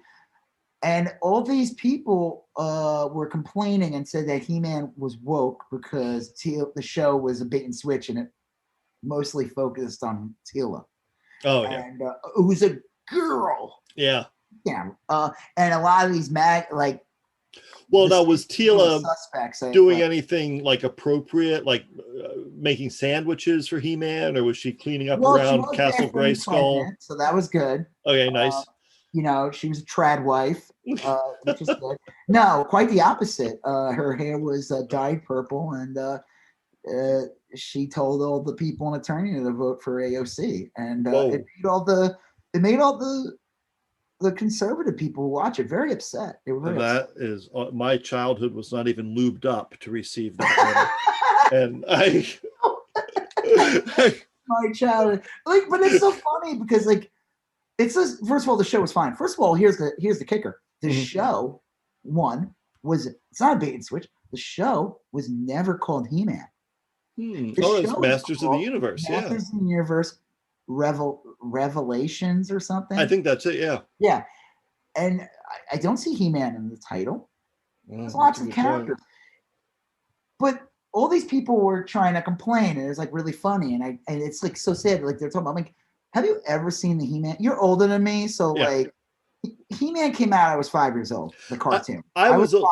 It was 1983. I was turning 6 that year. I remember coming home from school and seeing He-Man for the first time. I had some of the toys. And I just remember thinking the cartoon sucked. Yeah. It sucked. It was like weak. I hated like the whole Prince Adam. Was Snarf on that thing. too? What? Was Snarf on that, or was he on Thundercats? That's Thundercats, which is basically He-Man. Yeah. You know, if you want them to be like cat boys. Furries. It's like furries. It's like He-Man. Like you're like, there's not enough. I want more Beast Man. Yeah, well, He-Man has Orko, who is like a stupid little character. Oh yes, right. That's right. Yeah, he's cute, but he was like really stupid. He was like, the cartoon sucked. It was terrible. It was like everything. The animation sucked. Yeah. It was like weak. I hated the whole like Adam needs to like he pulls a sword and turns into He-Man. No one knows he's He-Man. I'm like, this is like some Superman shit. I hated it. I thought it like, and I was like 6. I'm like, you know, I was on there. I'm like, oh, look at this woke skull, Tila. I was like 6, and I was like on my podcast with Ben Shapiro, with YSGOAT Ben Shapiro, and I was no, but the cartoon was shit. And all these people, these like, I'm sorry, but like this is the problem. Like, dude, you are in your 40s. My dad looks down at me for liking all this shit. Like, he looked down at me for liking shit like that when I was 10. You're supposed to outgrow these things. You're not supposed to. And these people are like crying that Tila is the lead, the partial lead. And I'm like, you know what? Maybe you should like pack it up. Right. And like, you know, maybe you should like do some self-reflection and be like, maybe I did some mistakes in life. If Tila running, being the so-called star of the show is affecting me that much. Yeah. I have other things to worry about. That's true. You know, like loneliness. You know what I mean? Like I'm saying, like if it's like if everything you know is shattered and destroyed because the show on Netflix that is produced by the guy who wears the same clothes he wore when he was 300 pounds heavier, Kevin Smith. He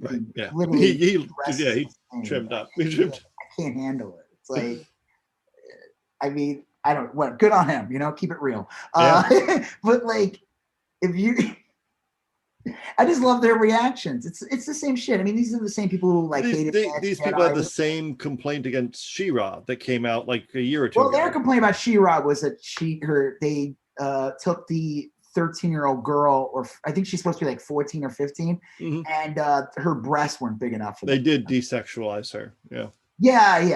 They the character who should not, in theory, be sexualized. Right. It's a young, because it's a adolescent girl. Because it's and all their complaints show that they never actually watched the original She-Ra to begin with. But the idea that they're making this argument. So I know that this has nothing to do with COVID or anything, but again, it's a theme. I watched the show and it was fine. It was way better than it should be. Okay, sure. Not be as good as it was. It was great, actually. I actually enjoyed it a lot. It was very well done. All the characters, and you know what? He-Man not being around, spoiler, actually made you like all the other characters. And you brought up Man-O-War. Yeah. You got the name wrong, which is fine. I know you were like banging bitches and stuff. Yeah, I was honestly, when He-Man came out, that's when I got my first Camaro. And my apologies. You know, trying to better. I meant to say chicks. Yeah, no, that's what by the time He-Man came out, that was when I had my first Camaro. I had switched from Camels on people's lawns. Yep. Yeah. Bitching Camaro. Exactly. Dead Milkman song. Dead Milkman, they were great. Really good. But the guy Man-at-Arms in the original cartoon sucked. He sucked. He was like this old doddering, like he was all buff and jacked, just like all of them, because they used the same action figure mold for everything to save money. So everybody was jacked like He-Man, which I always thought was funny. Even the Prince Adam figure was jacked like He-Man. Like, who are you tricking? We know you're the same guy. Like, look at me. I'm Prince Adam now. I'm just wearing purple instead. But Man-at-Arms was like this. old useless wimp who always needed help. I hated him in the cartoon. Yeah. I love the figure. I thought he was cool. He had this armor and he had like a battle axe. But in the cartoon, he'd be like, "Hey man, save me!" Oh, like every episode was the same shit. It was always he got hurt. He-Man's like, "I'll help you," and it's the same animation in the background because the cartoon was made for like $10. Mm-hmm. In this thing on Netflix, he was like a total badass. Yeah, nice. He was a badass. He was voiced by the guy. They used a lot of voices from Game of Thrones. It was remember the guy who worked for Stannis? Braun. Well, he was the guy who kind of ended up becoming. Man, I don't remember any of these fucking names anymore. Is he the one who eventually became like the leader of the army in the post? Yeah, he was missing fingers. Remember, he showed like a glove. He was missing fingers because that Stannis like cut him off, and he would show it. He was like, he hated the red woman because the daughter who had the scales. Yeah, sacrificed the girl, and he like it was almost like he was like a surrogate father for that girl. Right. She was like one of the stone. She had like that disease. That, grayscale. Yeah, she had that, and they would hide her in the castle. Right. And the dad like basically sacrificed her so he could. Yeah, they put her in they let Melisandre like dead or alive. So Stannis, what was his name? The guy who. Talking about the jester? Was it like no? He ended up becoming like what's the main guy? Jon Snow. He ended up becoming like Jon Snow's like main guy. Yeah, I forget, to be honest with you. I mean, like older guy he's an older guy. Yeah, they were all older guys. All right, whatever. He's the voice of Man-at-Arms, and it's awesome. Cool. And what's her face? Who plays the evil lady, the main evil lady, the Melisandre. good. The blonde. God, Siri, not Cirrus. Siri. Siri, yeah. What was her name? You're just asking Siri for Jamie was the guy. The one that she would have. Cersei. Cersei. Sure, whatever. Yeah. She's the voice of Evil Lynn. They have really good voices. Mark Hamill does the voice of Skeletor. It's well done. Yeah. All these morons are like, it's the same story. They cry. There's videos. Yeah. He-Man, go woke, go broke. And it's like, all these people like, it's actually really good. So fuck off. Like, because the bar was so low. Yeah. All right. Well, I talked way too long about that. We have real important things to talk about. Like, this will be a good place to transition to the. It's weird. Like this is obviously a huge, consequential, monumental thing, but there's not like a ton of moving parts to it yet. But the first January. He-Man? Oh no, the first January 6th hearing occurred the other day. January 6th. Yeah, January 6th hearing occurred. In an episode. No. It was really good. I was a little. Let me back up. The hearing was very good. They basically called the four officers to testify, and I'll tell you, man, Pelosi kicking Jim Jordan and that Jim Banks off the committee, that was the smartest thing she ever did, because you didn't have some fuck show clown car pulling up and these two chuckleheads talking about like Black Lives Matter and pizza basements. Well, Jordan would have had. You even brought this up last time, and I've saw in other places say this. Said, yeah, he'll probably have to testify. Yeah, he'll have to testify. He said on a show yesterday on Fox that he talked to the president on that day. They're going to call him to testify. Yeah. Know? Oh, he's totally in on it. So, I mean, he basically said he's a material witness. So these four cops got up there and they provided really compelling evidence. Oh my God. I watched the whole thing later on. I saw like someone was streaming it and played the whole thing. And it is fucking disturbing. And the right wing is attacking him. Tucker Carlson was attacking him. They're attacking all these cops and saying, like, did you see the one guy? He's like the older guy. He has like a goatee, like gray short hair. He was on like C-SPAN, and some guy like called in and like called him the F word and said the N word. He was saying horrible things. And this guy, like, you would not say this to this guy's face. I would totally beat you to senseless. Like, right. It was really remarkable. And I've seen like the National Police Association came out against these people. The cops? Yeah. Yeah. But it's like Isn't that they're just like a right-wing. I mean, like anyway, so it was really remarkable. And I'll tell you, having this is one of those where look, I don't like Liz Cheney. I'm not saying I still wish she wasn't on there, but well, whatever. I think it's good that she's on there, to be honest with you, because I think that this is one instance in which I think Liz Cheney's probably pretty much on the right side of history in this one small sliver of public life. You go ahead and I'll tell you why. The one reason I don't like her on there. Well, her and that Adam Kissinger. Yeah.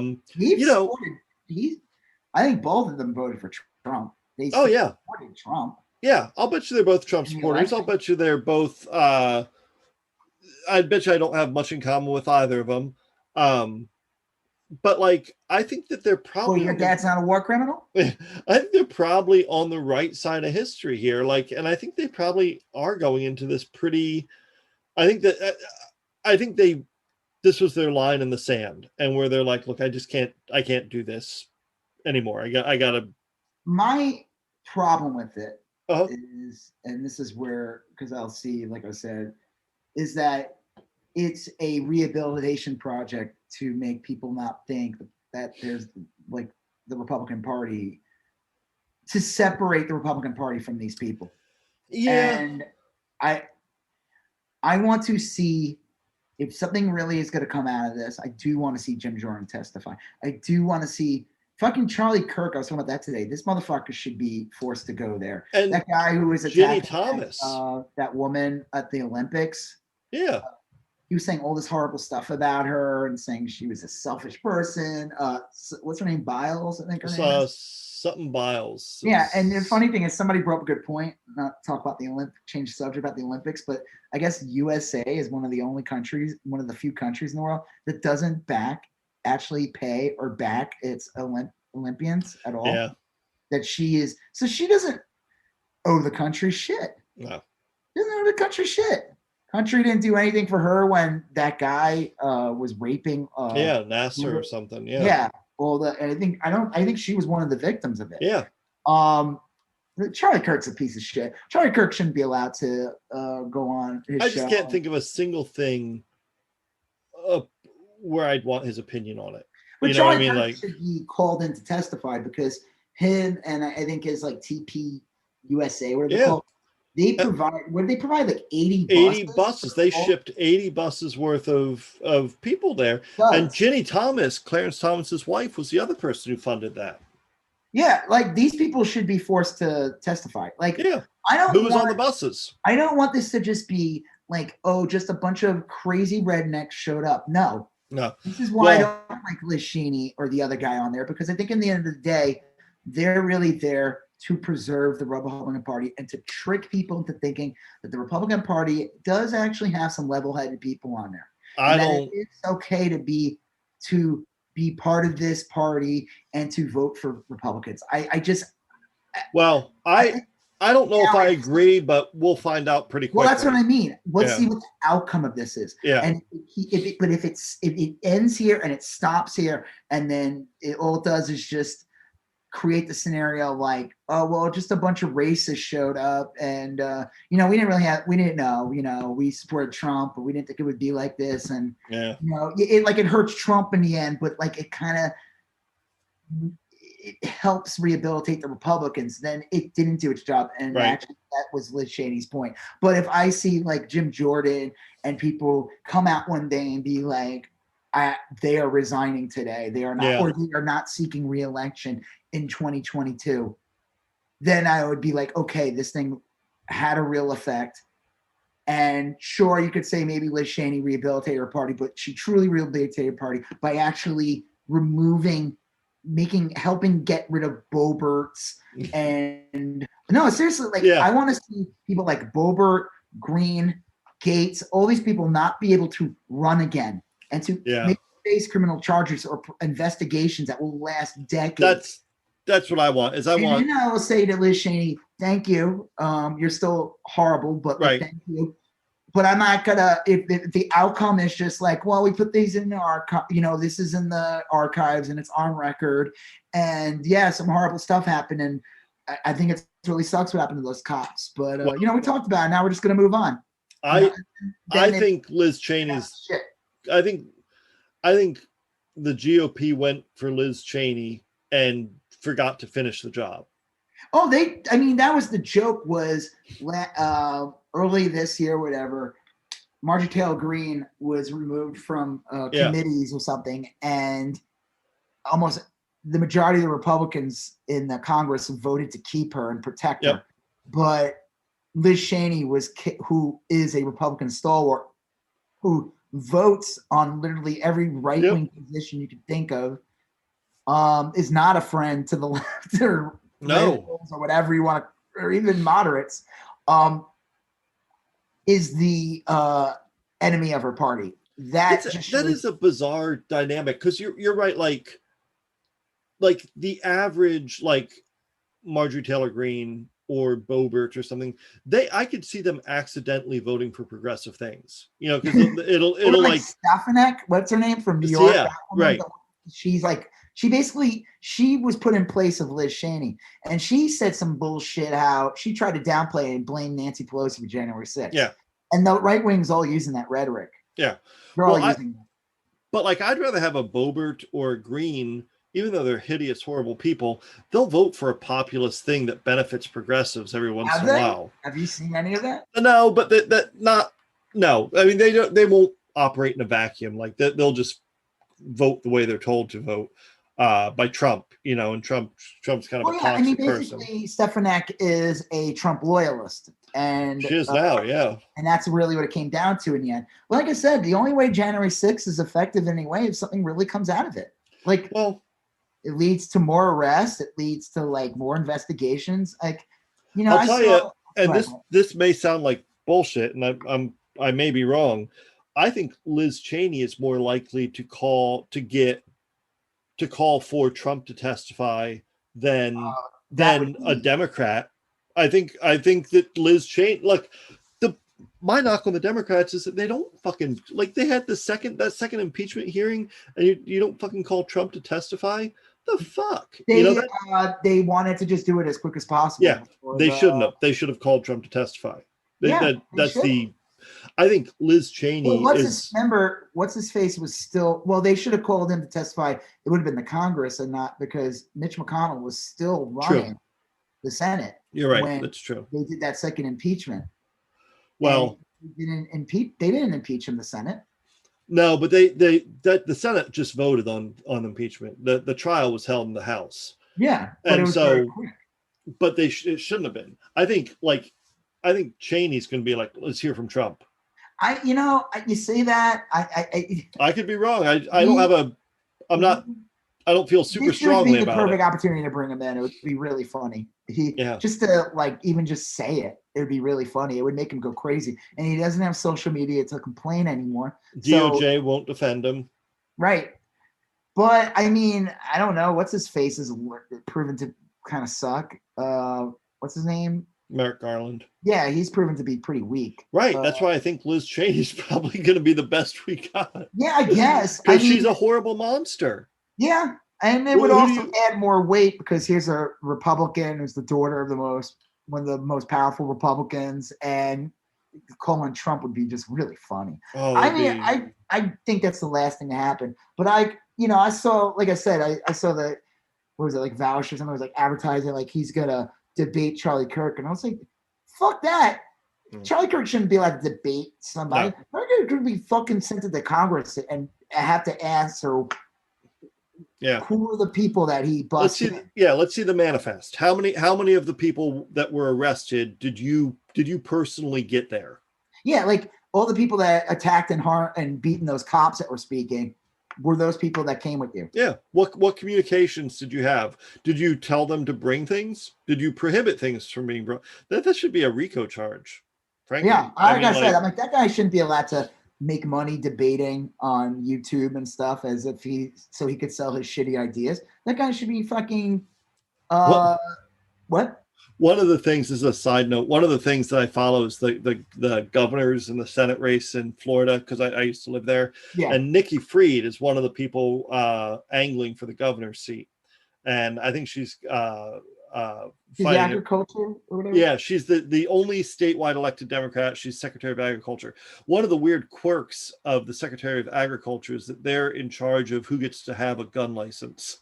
And she pulled the gun licenses of everyone who went to the 1-6. Oh, that's protest. fun. That's awesome. That must have made what's his face pissed off. Oh, they just it's so funny. I was like, this is I tweeted it today. It was I read about it today, and I think it happened like within the last week. That's awesome. Yeah, That's and awesome. I was like, wow, that's a really good common It's really sense. funny that the agriculture person has control of that. They probably never thought about that. Yeah, well, I bet you this will never get to a Democrat. Never. I'll bet you it falls under like fish and wildlife. It probably has some I guess weird. so. Yeah, it makes sense. Yeah. Gaming, I guess. Yeah. So again, I don't know what will come out of it. Like I said, I listened to those things with the cops, and all it did was just go into more detail. These guys are traumatized. These guys the thing that needs to be known is that they were a skeleton crew.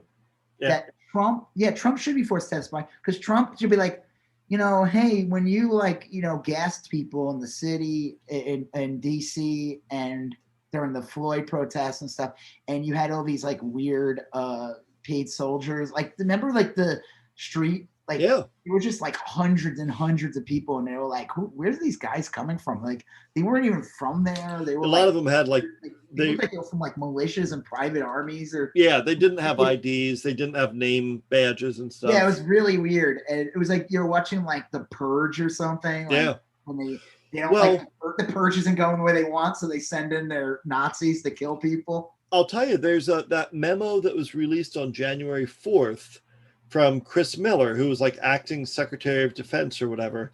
I've seen it, and pretty sure it's legitimate. I mean, like I've seen it published. Oh, that memo that basically said you can't carry weapons, you can't deploy helicopters. It was basically like you cannot protect the Capitol. You have to allow this to happen. It was specifically the President of the United States. Yeah, and it's like that motherfucker should be called to testify. Chris Miller? Yeah. Yeah, of course. I think that's the guy who signed it. Yeah, he should totally be forced to testify. It would only make sense. I mean, fuck, what the like.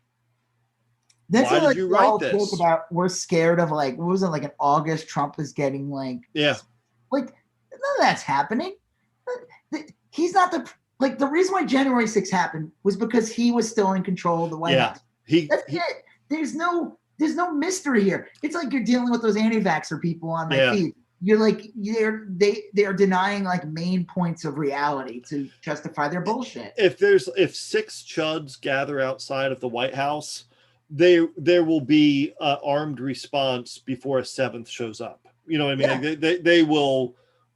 Something will happen. It won't get to that point. You know, where you have these motherfuckers like storming the Capitol. This was allowed. They were invited guests. That's why anyone who, like I said, anyone who claims to be on the left or anything, and they're like fine with January 6th, that's a huge red flag. Oh, that's a huge red flag. January 6th was a fascist terrorist attack on this country. Yeah. It was meant to be loud, threatening. We saw this already. It was the definition of terror. It was terror. What? It was terrorism. It was meant to terrorize. Terrorism. It was to scare people. Yeah. It was to say, hey, we took it this far. We can go much further next time. Yeah. And we saw this already with Charlottesville back in 2017. Charlottesville, a lot of those people were still being arrested from that, but I guarantee you there were people that participated in Charlottesville that also participated. Yeah. For sure.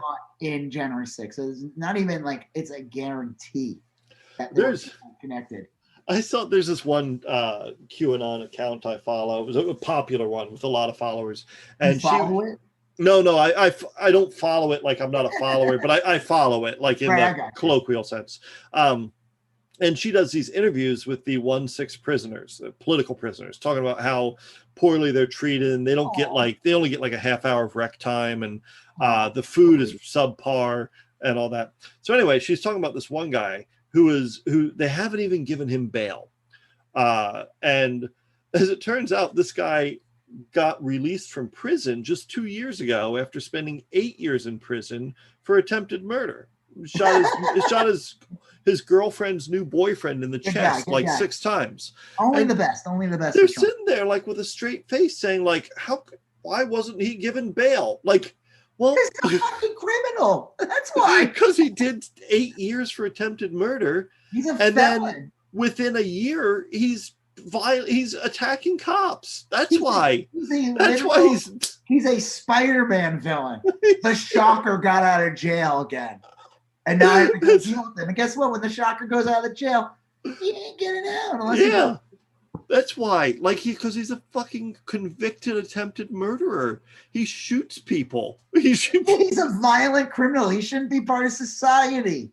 He's an awful person. If we're gonna split hairs, he probably shouldn't have gotten out already. Well, my favorite was he's covered in swastikas.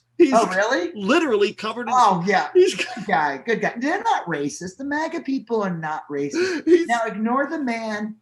Clearly, the guy covered with the tattoos is Antifa. Come on. It is a known fact that Antifa would cover themselves with tattoos to make the actual Nazis look bad. He's literally the leader of a white power gang. I mean, like this. Fucking what's his face from Oz? What's his name again? I forget the guy's. It's Jay. It's whoever played Jay Jonas. J.K. Simmons' character. Yeah. So, I mean, like, that's literally it. And this woman's sitting there like with a 100% straight face. You know why? Because she's a horrible person. Yeah. That's it. I saw a thing of what's his name, Joe Bob or something. He's like one of the heads of the Cowboys. Yes, yeah. What's his name? He's still in prison too. It is a weird name. It's like it's like a fake name. Yeah. What is his name? It's like not Enrique. That's not him. No. God, man, this group. Woof. Oh, here we go. I gotta read. This is like the funny. It's where's his name? I just had it. Volusia County Proud Boy leader being held in the Seminole County Jail has been threatened by inmates and will likely be threatened again as they seek to test him. His attorney said during a federal thing. Joseph R. Biggs. Yeah, Joe Biggs. Leader among the Proud Boys and planning an organized violent attack. Now, this guy is a huge piece of shit. Yeah. Violent, causes lots of problems before January 6th. And he saw this thing go online if I can find him. He has like a stupid name, but he's a horrible person. But he put out this thing complaining about how the Nazis don't like him because he's not a Nazi enough for that. Right, yeah, I saw that. Or, like, he's not fed enough because it's all filled with soy and he needs meat. I love it. It's like this fake over masculinity. It's hysterical how pathetic and sad that he had to throw in the soy thing. You know what I mean? That's like the Proud Boys. They'll call people like soy boys and stuff. And I think it's hysterical that in his complaint, or that the Nazis won't let him play their reindeer games with him. It's like, and he's crying about how he's not being treated well. And it's like, fuck you, dude. And here's another part. You want to talk about like this guy. This guy has connections to Lindsey Graham and Donald Trump. He actually was literally working for Donald Trump. There's you could find a post of Biggs having dinner with Lindsey Graham back last year, and with Donald Trump. And you're not telling me this guy was basically the Proud Boys were basically like Trump's brown shirts. Oh, yeah. Yeah. So this guy being in jail, good. Fuck him. I hope they throw away the key. I just think it's hysterical that he's like saying how he's just not like even the Nazis hate him. It's like it's crazy. Why are you worried about the Nazis hating you? Like, shouldn't that be like a good thing? Or I guess he's not racist enough. Well, these people are just awful. And then the group of people like this person that I was looking at on Twitter, are just they're so they're just awful. They're in that group that is like they'll post like 10 free the 1-6 political prisoners tweets, and then there'll be like a justice Chicago 8 or whatever. Yep, and then a justice for Ashley Babbitt tweet, and then 2 tweets about how like wearing masks is tyranny. Yeah, And it's all one loop. A tweet about like Democratic pedophiles, and then something about the earth being flat, and then like back to the free the prisoners. And it's like, wow. And the fucked up thing is, and this goes back to like the school, that you could see weirdos and they feel validated now that they would sue the school because kids are wearing masks. Yeah, oh yeah.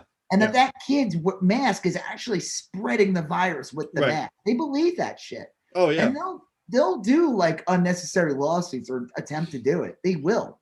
Well, because they feel emboldened to do it. I saw this is on our list. We saw Marjorie Taylor Greene is saying she's now going to sue Nancy Pelosi for what? For not preventing the 1-6 riots. But they had that press conference with Matt Gaetz and Marjorie Taylor Greene tried to give a press conference, and I think Paul Gozer was there. Yeah, and, Gomer. Yeah, Louis Gomer. Louis Gomer. And basically, one person with a whistle shut down the press conference. He basically prevented them from talking. Gomer was like, "We're trying to save the country." Yeah, and then a reporter chased Matt Gaetz to his. Yeah, this woman chased Matt Gaetz and kept on asking him if he was a pedophile over and over again. I think it's awesome. She put that clip on her Twitter, and it's like 45 seconds. Are you a pedophile? Are you a pedophile? It's on our Instagram. Oh yeah. Posted it. And then she did it. You know what? Let's yeah. But she did a follow-up on her own Twitter where she did the same clip, but she captioned it, and it just says, "Are you a pedophile?" like over and over again. Let me pull it up. Yeah. It was great.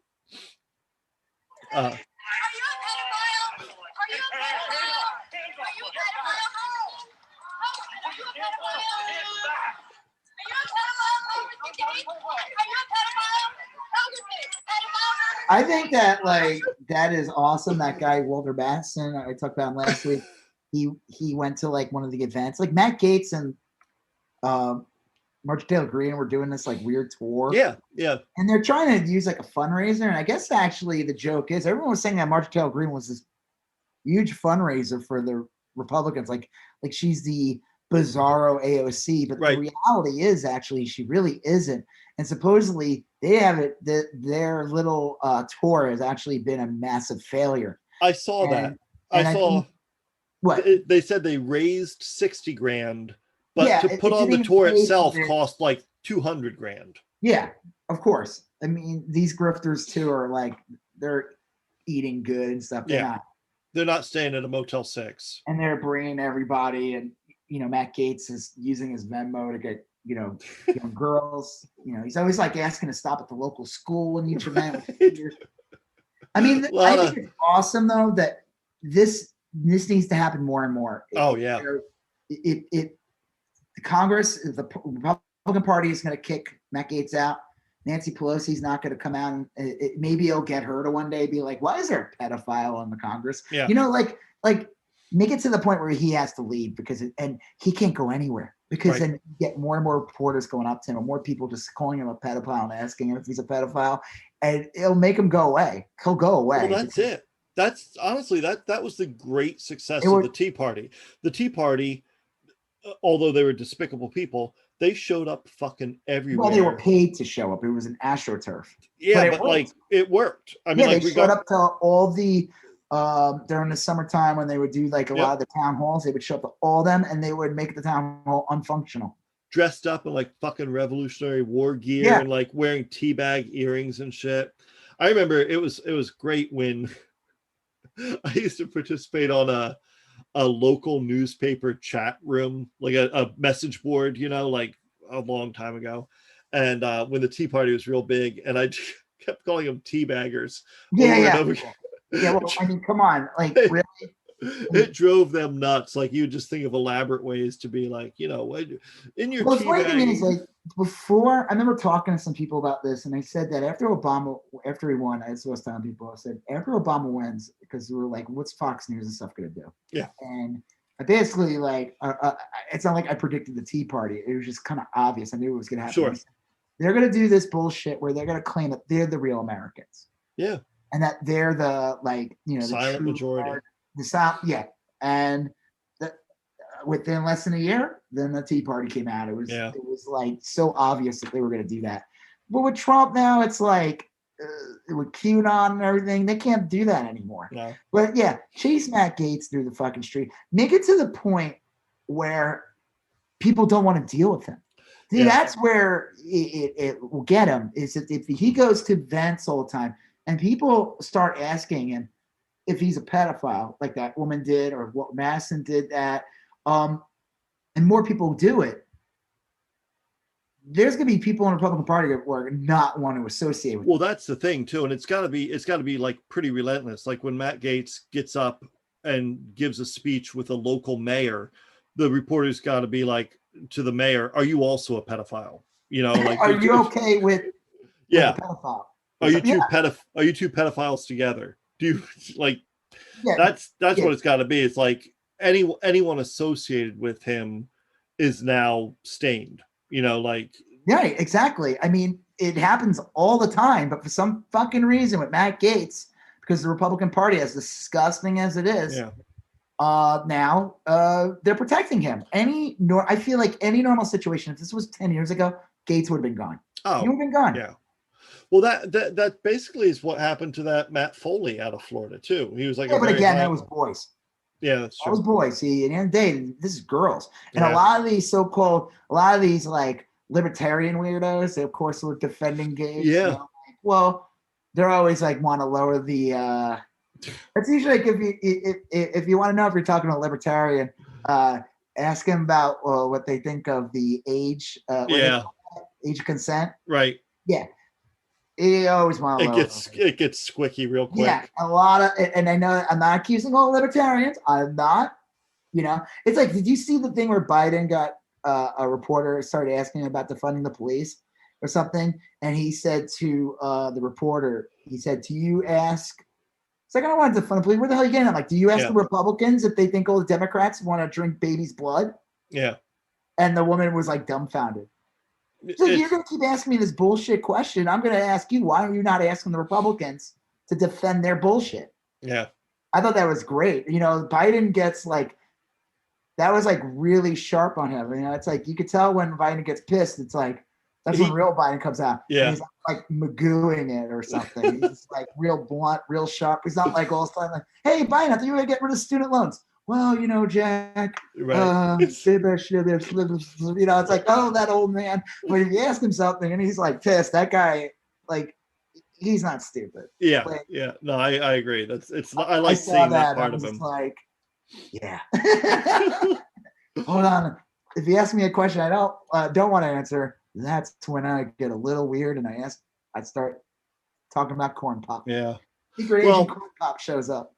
We did see we saw the Matt Gaetz confrontation, but we did see another good one where and I think this was in Whitefish, Montana, actually. Did it have to do with Marty Taylor Greene's feet? The only thing, real quick, with her feet though, but has anyone ever asked her about the gemstone that was in her tummy? She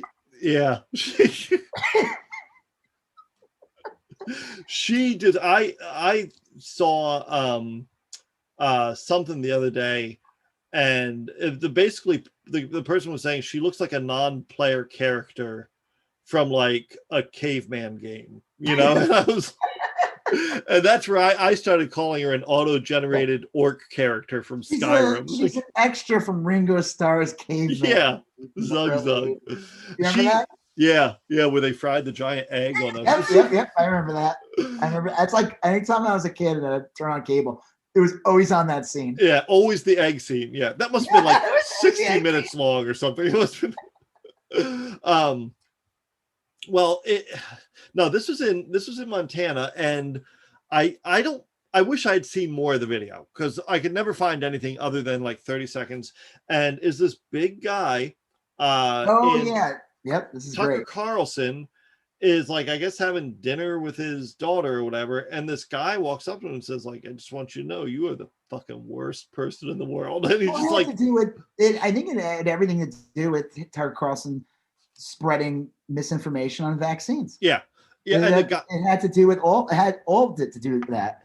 the guy was like big and intimidating looking, didn't do anything. Tucker He's like very polite. He just said he was horrible. He said he was the worst person in the world. Tucker poked him in the chest and kept kind He of really nervous. did touch him. Yeah, he did. Oh, If you okay. look at the video, you can see Tucker kind of like taps him. He's like, hold on here, guy. I don't.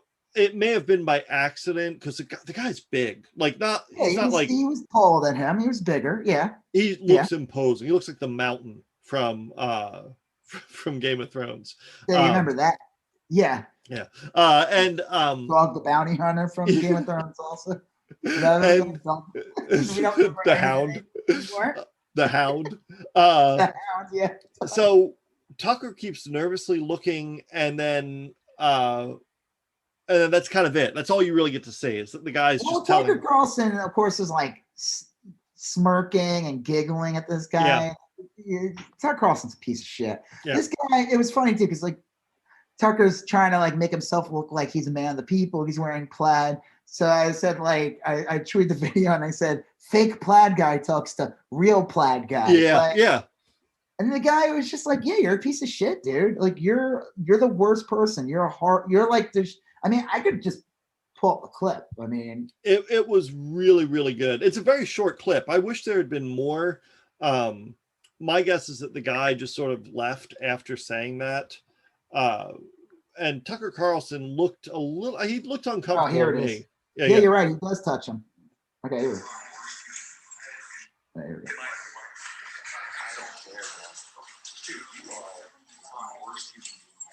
I want you to to this state, to the United States, to everything else in this world. I don't care that you're what you've done to people's families, what you have done to everybody else in this system. Okay. The audio is real hard to hear. Yeah, he does. And like again, I think that there's that brief time when like Sandra Huckabee got asked to leave a restaurant. Yep. And Kelly Conway was like asked to leave. So that needs to happen. Yeah, you know, I mean, like it should. I remember like Joe Rogan, of course, was like defending. You don't confront people when they're eating. Fuck that. That is exactly when they do that. You know what? This bitch is like helping destroy the country. You don't get to enjoy chicken. Get the fuck out of here. I mean, I'm like, when they cut, like, again, I mean, I've been like reasonably lucky or whatever, but when they cut someone's Medicare or when they SNAP benefits, when they get rid of your SNAP benefits, when they're like directly assaulting people's existence. They are killing. They're not just assault. They are killing people. Yeah, they are literally killing people. Right. They do studies. This will lead to death. It may not be immediate, but it leads to violence. Yeah. It leads to crime. All that stuff leads to crime. The right wing always claims that they're strong on crime. They're not. They help aggregate it. They create crime by cutting funding to programs that help bring people up. I agree. There's probably some gray area here. Like if I saw one of the worst people in the world, if I saw like a Tucker Carlson and he had like a 6-year-old kid with him, I'd probably like bounce that around in my head before I said anything because of the 6-year-old kid, you know? Yeah. But like, I think that 6-year-old needs to learn that daddy. Yeah. So, I mean, listen, you know. Yeah, I know what you mean. I still might do it, but I'm just saying, Mitch McConnell was eating at a taco restaurant. In front of him. Good. Fuck, Mitch McConnell is horrible. Mitch McConnell is responsible for destroying this country for the past decades. Mitch McConnell is going to leave more damage to the United States. Mitch McConnell could die tomorrow, and we will still be dealing with Mitch McConnell. Oh, yeah. Mitch McConnell for the next 40 or 50 years. Yeah. Yeah. Easy. Mitch McConnell does not, he can, he should be able to handle a bad night out of eating. You know, if that's what it takes to balance out the universe, is that Mitch McConnell had a bad dinner. I mean, one, that's really weak. Yeah. But fuck, I mean, that the joke is that would probably affect him more than anything else in his life. He would probably think about that all the time. He'd be like, because he gets away with everything. So he'd be like, I can't believe I was eating my pudding, and then somebody said something. I don't know what they said because I live in my own bubble. But I could eat my gravy turkey bird. I don't know. Well, you got to catch him after lettuce. I was going to say, you got to catch him after a full meal because then he can't get his head back in his shell. Yeah, he eats those little lettuce things that if you go to like PetSmart or whatever and you see like a turtle, sometimes they'll have like a little salad for the turtle, and that's all he eats. Yeah. Well, we have one more person left to talk in this grouping. We have George P. Bush. Oh, okay. So this is really funny. And this has to do with like Trump and everything. Yeah. So George P. Bush is Jeb Bush's son. Yes. Jeb Bush is, tried running for president. And the only good thing that Trump ever did in life was to help make sure that Jeb Bush did not ever become president. Torpedoed the fuck out of Jeb's career. Jeb had Jeb, I think, was screwed out the gate. The Bushes. George W. Bush was a horrible president, and the idea of Jeb running, but even the idea of Jeb running against Hillary to sound horrible. And but so he lost, and then George P. Bush, who's an aspiring, what does he do? What's he now? I think he was a congressman, wasn't he, or something? I don't know maybe. I think so. I don't think he's a congressman. Maybe he's like an attorney, like a. He's the commissioner of the Texas General Land Office. Wow. Okay. So he looks like a dick. George P. Bush fully supported Trump, backed him even after the guy humiliated his father. Of course, I'm sure these guys, it's all a game to them anyway. Yeah. Of course you can, we can't let Hillary Clinton win. So yes, you can support her. Trump, I don't care. In the end of the day, it's a game. These guys sue each other all the time. Yep. Doesn't mean anything. They come out ahead half the time anyway. Yeah. It's like part of their weird society. It's part of the shunt. Is that it? The shunt? In society? Yes. Is that what they called it again? Shunting? Yeah, the shunting. The thrill of the hunt. The thrill of the shunt. Yeah, they're all part of that society. Jeb, Trump, and all them. So it's like, but Jeb Bush fully supported Trump or whatever. He's fully supported him after even after the election. I don't know if he claimed that Biden didn't win or not, but whatever. But the joke is that Trump still he picked Ken Pat, or he endorsed Ken Paxton over. I guess George P. Bush was going to run for Attorney General of Texas or something. I think so. Yeah, he's an attorney. So Ken Paxton's like incredibly corrupt, right? He's like under indictment. It's a miracle he's not in prison already, but he's been fighting off. The word we would want to use a different word. Yeah, the opposite of a miracle. He's been fighting off a federal indictment for a long time, and it's probably going to ramp up now that there's the machinery's run by Democrats, not Trump. Well, I guess Trump endorsed Ken Paxton over P. Bush, so it's just kind of funny. I just think it's funny. Like it that's what you get. That's what you get. Trump, and they write it all the time in blogs and newspaper articles and on TV. It's like, look, with Trump, he demands 101% loyalty from you, and he doesn't give. He gives 0% back. Zero. I never understood that. Even to this day, I would hear horrible things about him before he ran for president. Yeah. Before he even thought about running for president, I would hear about what a horrible person he was to work with. Yep. How he would just stab you in the back the second he would stab you in the back as you walked into the office. Yeah. And it's always been that way. And like, it's wrong to team up with shitty people, but it's like understandable if you're like, well, look, this shitty person's always going to have my back. Like, Yeah. it at least makes There's sense. loyalty among thieves. Yes. But not this guy. He's no. not. He has no loyalty. No. He demands loyalty, but he's not loyal to anyone. No. I wrote George. I mean, it's probably the people he's loyal to are the ones who like they probably have shit on him, like Roger Stone. He's loyal. You know, he made sure to get Roger Stone out of jail. George P. Bush sucked up. This is my tweet. George P. Bush sucked up to Trump, who humiliated his father in 2016 primary. Jeb's son continued to suck up to Trump for the next 5 years.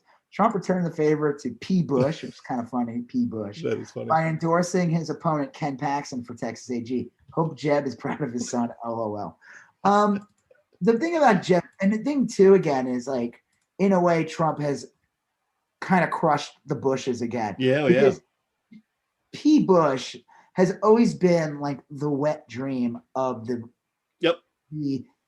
more center-ish of the Republican Party, because it's like, we get to run a Bush again, but he's also Latino.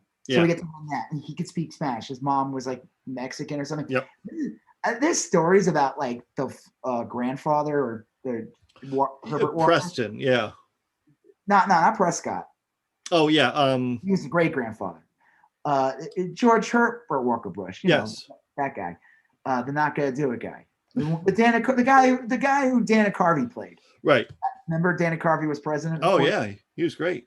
Yeah. Well, he wasn't good as president, but. Oh, Dana Carvey was great as Bush, though. Oh, I was saying that Dana Carvey was technically president. Oh. What I'm implying. Gotcha. Supposedly he would refer to P. Bush as the brown one. It's like, it's actually like. Right. I mean, I'm not shocked. I mean, these guys were like eugenists. Yeah. I mean, but like P. Bush was always like the Bush to fear as the next. Right. This is the guy that's gonna like keep that name alive. And who knows? He's still young. This might not be the end of him. He's only like 40 something. Yeah. Yeah, he's got the rest of his life to ruin this country. Yeah. He'll get in there somehow. He will. I just think he backed the wrong horse. He made a mistake. In the end game, to wrap up this part before we finish up everything, you could almost look at like Liz Cheney as playing chess or whatever you want to say by being part of this January 6th thing and kicking Trump out, because the main goal is to make Trump so toxic that people don't want to associate with him. Right. And then elevate her so that when she decides to run for some national office, she could sucker in American, non-Republicans to vote for her, because she can say like, "Hey, I made sure to, stop that thing," and then she'll get into the White House and she'll destroy public education and privatize everything like the way she would want to anyway. I don't disagree, but I don't know. We'll see. I mean, it's all a game at the end of the day. It kind of is. But there's unfortunately a lot of harm that happens. Yeah. Well, we can end on, I don't know if this is even a more pleasant note. Bruce Willis is. Oh no. Yeah. Well, Bob. Okay. Real quick. Yeah. Bob Odenkirk. Yes. Got some distressful news. Supposedly he had a heart attack. Bob Missed the show. Better Call Saul. The character. Right. And great actor. Funny guy. Yes. I guess he's okay. Right. It looks like he's okay. But that's what we said about Biz Markie. So no, Biz Markie was not okay. He was just still alive. True. Biz Markie thought was dead, and it was known that he was still alive, but he was not doing well. Right. Well, I think Bob Odenkirk, it looks like he's okay. If you catch it in time, a heart attack's apparently not as serious a thing as it used to be. And hopefully he'll be back and recovering. And supposedly collapsed while on set. So that's scary. Like my father-in-law had a heart attack, but I don't think he collapsed. This was years ago. Like he was able to like drive himself to the doctor or something. He had a heart attack, but when you collapse and you have a heart attack, that's That's Yeah. that's major. Hopefully he's okay. Hopefully, knock on all the woods. Yep. Find all the woods in your area. Knock on them. But speaking of someone who might actually be dead, Yeah. Bruce Willis. Right. Well, you and I both started watching a movie called Cosmic Sin, independent of each other. We Cosmic Sin is this movie on Netflix. Yep. It's bad. It's bad. It has Bruce Willis in it, technically. Right. Technically, he's in it. Frank Grillo is kind of in it, and then the rest is like a bunch of no names or whatever. Yeah. It's some low budget piece of shit movie. Like it's without joy. Like 90% of the budget went to like getting Bruce Willis to be in it. Yeah. Supposedly Bruce Willis has been making all these kind of movies like this for years now. Man, I looked at his Internet Movie Database page, and he has, like, I'm not kidding, 10 movies lined up to release this year, all straight to video. Each one sounds shittier than the one before it. And I haven't watched, and he's been making supposedly movies like this for the past 5 years now. And like he'll once in a while slip in and star in something big, but I guess he either has like he owes the mafia money or like I don't know. I mean, crack. You know, he. The joke was about Nicolas Cage was he was starring in anything because he had lots of debt. Yeah, like I like Bruce Willis as an actor. He's been in some of my favorite. I loved him in Die Hard. I loved Moonlighting when it was on TV, although that hasn't held up super well. I liked him in Fifth Element. I thought that was pretty okay. I loved him in Unbreakable. He was great. He was good in Pulp Fiction. Yeah, he's great in Pulp Fiction, actually. But he does kind of play the same role over and over again. Like, if you've seen one Bruce Willis, you get like different variations on the same theme. But it's like, so this Cosmic Sin movie, I'm watching it, and it's like he's in it, but I'm like, he's not in it. That's like, this is my theory, and I could be wrong. But I could be proven right about this. Is that Bruce Willis appears in these movies, but under like a condition. He probably gets paid a certain amount of money to be in it. Like it's not a big budget movie, so they don't pay much. I want to say he gets paid $500,000, and he literally does 2 to 3 days worth of work, if anything. Yeah. See that? Because if you watch this movie, he has barely any dialogue. Yeah. Mostly reaction shots. Most of the dialogue is delivered by all the other actors. Yeah. All the other actors are describing the story. He doesn't have to learn his lines per se. Bruce Willis is just showing up here and there randomly. That other actors are talking about Bruce Willis's character. Yeah. And we see him randomly throughout. The movie is garbage. Yeah. This is my problem with like Willy's Wonderland 2. I talked about that Nicolas Cage movie. That at least Nicolas Cage showed up in. Right. He's actually in the movie. He's in it a lot. He just doesn't talk, and I think that was like part of his contract to be in that. But that movie was crap too. It's like there's low budget where you see it and you can tell there's care. Yeah. There's actual talent behind it. There's people who actually like. Well, they have joy about it.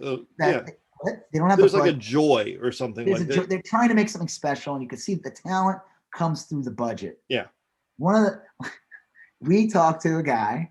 Oh yeah. Actually, one episode it was Uncle Peckerhead. Oh yeah. Low budget movie on. You could get it on Amazon Prime. Yep. The movie is awesome. It's super fun. I mean, is it for everyone? I don't know. I don't think I would recommend. No, it's a horror. It's a horror comedy. Yeah. You like punk music or like that, you're gonna enjoy this movie. Yeah. But there's heart in it. That's the key. Oh yeah. Heart. There's talent. There's like story. This Bruce Willis movie was just trash, and it's like it's so mechanical. Yeah. It's so bad. It's paint by numbers. It's like real. I don't know. That is a good contrast because I'll bet you they probably cost like comparable amounts of money. I would say this movie cost more than Uncle Peckerhead did. Yeah, because that's a good point. But it doesn't matter because the movie is just trash. Yeah. Uncle Peckerhead, like there's a story. You could tell there's a lore build Yep, up. there's a larger story that it's kind of like a show Bible, like the characters are responding to a script that you don't even see. It's a real fun movie. You root for it. You wind up having a good time. An episode where we interviewed the director. You can find it on there. Yeah. On our Uncle Peckerhead. Yeah, and he was a real good guy when we talked to him. He is. You're talking about him like as if he left. Well, I don't want to give the impression that like he and I go out for beers or whatever. I'm just saying. Oh, right. These 90 minutes of my life I've spent talking with him were very pleasant. But this was a slog. I think you're right. I think Bruce Willis is like, look, I need X amount of dollars, and I need to be $500,000 in and out. These are the hours. Get Bruce Willis for this amount of time, this amount. He will only memorize this amount of lines, and Bruce Willis shows up. They work around him. They probably edit him into scenes. All the other actors have to do all the work. They're the ones that had to carry the story, and Bruce Willis just kind of looks, nods. It's almost like he could have been in they could have been filming 3 other movies, and they just CGI his head onto different characters. Here's my idea, and I just had this idea in my head. I think it's a winner, and I'm reserving the right to make this movie one day. Okay, so you got a high-rise apartment building, and it's controlled by a high-tech security system, and everyone gets mysteriously locked in their apartments. Okay, and they're communicating with each other through the video chat things that are part of their Nest or their Ring doorbell. Okay. I'm gonna cast the entire thing using only Cameo, that celebrity service where you can pay someone $75. And Sorbo, Puck from the real world. Yeah, and so everyone would be in it. It'd be like nothing but celebrities. I'd shoot the whole thing for like $4,000. I should even know they're in it. Yeah. Something like, hey, can you just see these lines? Yeah. What's going on in this building? This is a weird request. By 40 different. It'd be like fucking star-studded, just like a great actor after great actor. All the stars have showed up. Corey Feldman would be in it. Years ago, one of the big things was that Lloyd, because they distributed a lot of movies, and everyone would think that Troma made these movies. Troma made actual movies, but most of it was distribution of these movies. And he would always he would find these movies or something where it's like Samuel Jackson's in it for like 5 minutes, and it's an old movie way before he was right. Yeah. Or there was this beach movie, this shitty beach movie, and Kevin Costner is literally in it for 1 minute. And of course, Kevin Costner is on the cover of the VHS box. It's but the difference between that was these are movies that the actors were trying to make it in Hollywood or make it, and they were starring in anything they could get. It's almost like Bruce Willis is like the reverse of that. And he's done. His career's done. He doesn't need to prove himself at all anymore. He hasn't in decades. It is. It's weird. And he's starring in this thing. And it's I'm just watching. I'm like, this is sad. He should be better than this, but I feel like he doesn't give a shit.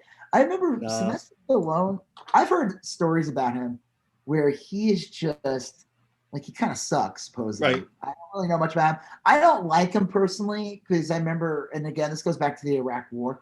He was a big proponent for it. He was going on TV. He's like, I would go there and fight myself but I'm too old. He would say that, bullshit. And I'm just like, oh, fuck this guy. Yeah. He just sounds like an asshole. I remember watching he did a comedy roast, and I don't know. You could tell he probably and who cares? It doesn't matter. But you can tell he probably doesn't have a lot of friends in the Hollywood, whatever. Which is and the evidence is there because he's starring in movies like this. It's he doesn't give a shit. So you remember those awful what is it? Sylvester Stallone movies. What were they called? Unbreakables or. Yeah, well. I know what you're talking about. They made 3 of them. Yeah. What were they called? Shit. I'm there's Expendables. Expendables, yeah. Yeah, and The Expendables was mostly Stallone, and it would be like these other guys, and like Bruce Willis would show up for like 2 scenes, and Yeah. Arnold Schwarzenegger would show up for a scene, but he was like still governor the first one. He shows up more for the second one. It was basically glorified cameos, but it was always like as a kid, I remember we would like action stars and stuff. It was like such a big deal. We would like pretend we were like certain actors or whatever, like in like Die Hard and Predator and all that. And our thing was like the dream movie of having like Arnold Schwarzenegger, Stallone, Right. Yeah. Bruce Willis in the same movie. And the joke about the Expendables was kind of like that. Hey, remember that movie? But like now we're old and like, you don't care as much as like. And your taste in movies have actually probably changed in the past 3 decades. You're not in your neighbor's front lawn swinging your fist around saying that you're Arnold Schwarzenegger now or something. Like you're older now and these movies suck. But I guess if Bruce Willis wouldn't even do the third movie because like he demanded all this money and Stallone like trashed him. You could probably find it online. I think like Stallone's like said he's like the laziest guy. Like like I literally was asking you to do like a day's worth of work or something. So clearly, like I said, if you ever make the mistake of watching Cosmic Sin on Netflix, don't. It's bad. It's bad. Like it's not even like I said. Like it's not. There's a difference between like Uncle Peckerhead or like anytime, like there's movies that you could tell there's something there. It has a flow. It's enjoyable. Yep. This Cosmic Sin is just trash. It's like bargain basement. Like it's like bargain DVDs that you would see at like the gas station. Yeah. Or like those shitty movies, VHS movies that you'd see at the video store, have like a cool box and you would rent it and it was garbage. Like not even like trauma good garbage, just bad. Bad. Like you could tell like they're trying to knock off like a better movie and it sucks. But it's like, what has happened to this guy? You could tell he's in it for a movie. He's not really. It was like the weird. Like watching him, like they edited him through the whole movie. Yeah, it's almost like they slipped him in post-production or something. That they didn't. We talked about like remember the James Franco doing the soap opera? Yeah. And they would do like he did the soap opera, and everyone like couldn't believe it. And they called it like Franco Friday, where they would film. They would get him for a day, and they would film it, but they would cut him and put his character. So Franco is not in like whatever it was, General Hospital, whatever it was. He's not starring in every episode. They just film certain scenes and they put him in. And it's kind of, I feel like what they did with this movie. Yeah. It'll be like my movie, which and I got my casting list up here. I can have Malcolm McDowell in it for $100. I think you could. I saw him in a movie recently, and I swear he'll star in anything. Jamie Farr from MASH for $125. He's more expensive than Malcolm McDowell. Michael Ian Black for $85. It's a solid guy. Oh, he'll do it. Didi Khan, who was Frenchie from Grease, for $85. Nice. Larry Wilcox from Chips, and Kevin McDonald, one of the kids in the hall. All in my movie. Though that'll be like the first 5 minutes right there. Well, I mean, but what about bigger stars? Like, can you get like I don't know. What's his name? Eric Roberts available? You can get Randy Jackson from Richard Dreyfuss. Oh, man, Richard Dreyfuss. What does he charge? $700. Ooh, well, he is a bigger star. That's true. I mean, you gotta. Yeah. Oh, Chris Noth, Mr. Big from Sex and the City and the Law and Order guy. I can get him for $670. $670? Where do you get a price like that? Like, well, I can't charge exactly Richard Dreyfuss money. Right. But I'm not charging less than $670. And as my romantic lead, Fran Drescher. Nice. The nanny. $500 even. Oh, nice. That's a good number. It's like you know what you're dealing with. You know what you're getting. Oh, as the villain, Gary Busey, $350. Definitely. Andrew Dice Clay for $349. Bob Saget. I'm surprised he's not 69. Bob Saget for $349, and James Van Der Beek, Dawson's Creek for $300. So as you can see, this film. You gotta take like a $10,000 loan, or take $10,000. It's a worth of the investment. One cameo. Does Bruce Willis on there? Because I think that movie might have just been a cameo. Literally, not like Let me see, Bruce I Willis. think Bruce Willis was just doing a cameo, and they cut his head off and put him on like a CGI model. Bruce Willis is not, but Bruce Dern is for 200. Bruce Dern's still alive?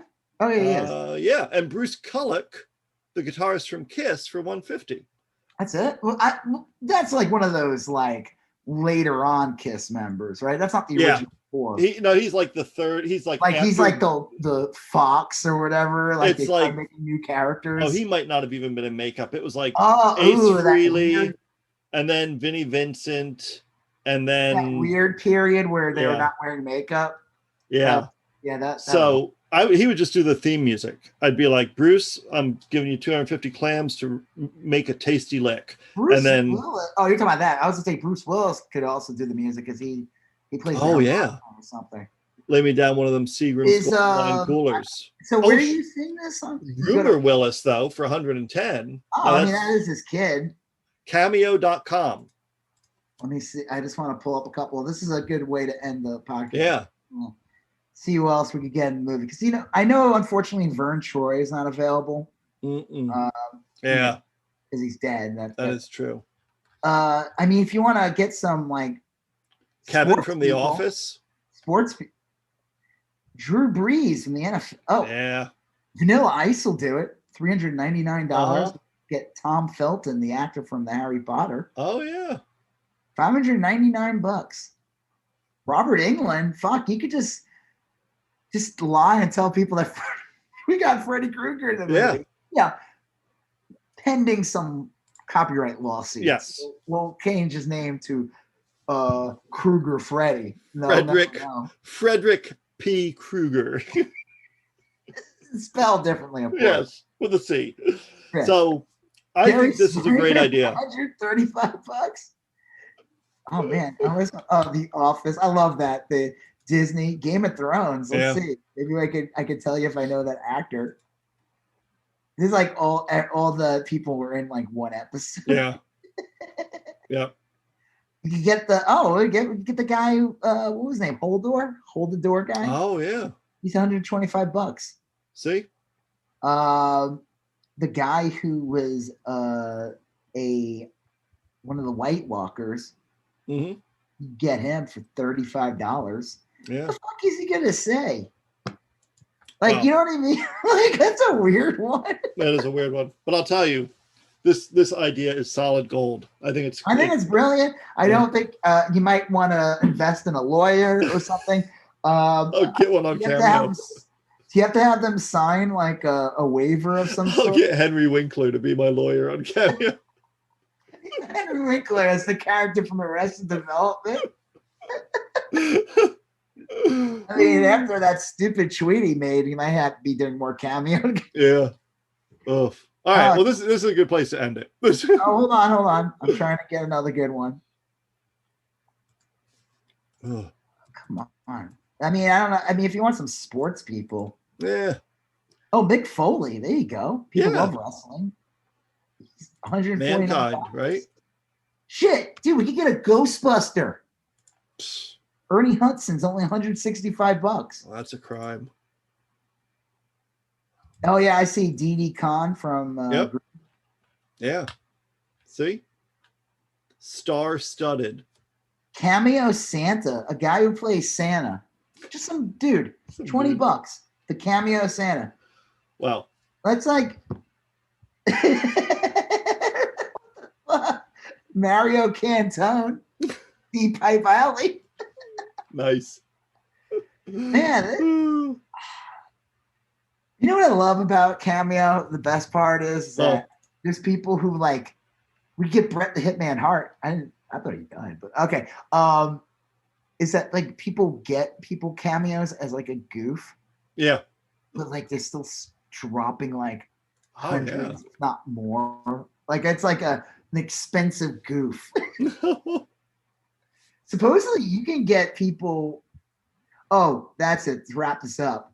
I I guess, like a couple years ago when the whole Steven Crowder thing started with Steve Crowder with Sam Cedar, people on Cameo to Oh, I remember this. Yeah. They got like right-wing pundits to say, why don't you debate Sam Cedar? So there's like Kevin, what's his name? Fucking Hercules, that guy. Yeah, Kevin Sorbo. What's that? Oh, what, Tommy Lorraine or whatever? Yeah. It was all just from Cameo because they'll say it. They'll say it on Cameo. You gotta be. Some of these people have to be careful, I'm assuming, right? Oh, yeah. Well, there's one where I think Chris Christie got tricked into saying something. Christie, the former governor, did a cameo? Yeah, I think so. I don't want to be 100% certain on that, but I mean, Gilbert Gottfried is on Cameo. He's $175. We get Barry Williams from the Brady Bunch. He's $140.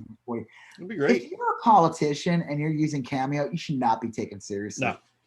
No, that's it. You're like, you should be like never allowed to run for political office. Like, there's just something devaluing about this, right? Doesn't it? Like, it does seem a little crass. All right, well, wrap it up real quick. Tom Arnold, Pension. Oh, speaking of which, Sarah Palin, we can get her in the movie. $159, worth every penny. Seriously, I'll bet you could get a great, like, kind of art house cinema film for easily under 10 grand, packed with celebrities. Just stitch it all together. Like an old timey movie where they'd be like a star of 1,000 people or something like that. Like a draw. Right. Like, we have thousands. You will go to the movie and never feel lonely again because there's thousands of people. I'll call it. It's a sad, sad, sad, sad world. It's a sad. The guy, the artist would be like someone like in the style of like the Animal House poster. Yeah, exactly. Or like the Great Wacky Race or whatever. Yeah. I'm talking about. They would like the chick with the big boobs. Right. Like a guy with an overcoat in the background. Like that was fading. A VW van. Look at VW. Some guy in an inner tube. Yeah. He's walking around. He's got the inner tube, but he's not in water. A tagline that like almost rhymes, but doesn't like exactly land the mark. Like, all right. Well, I think we end. This was a serious episode, but I think we end this really funny moment. So yes, I do. Get to work on that movie. All right. Well, on that note, I'm Rob Israel. I'm Joseph K. Are you still going on about that? Thank you for listening to You Still Going On About That. Please like, comment, share, and if you haven't done already, please follow us on Instagram, YSGOAT, Facebook, YSGOAT, and Twitter, YSGOAT. Thank you, and have a great day.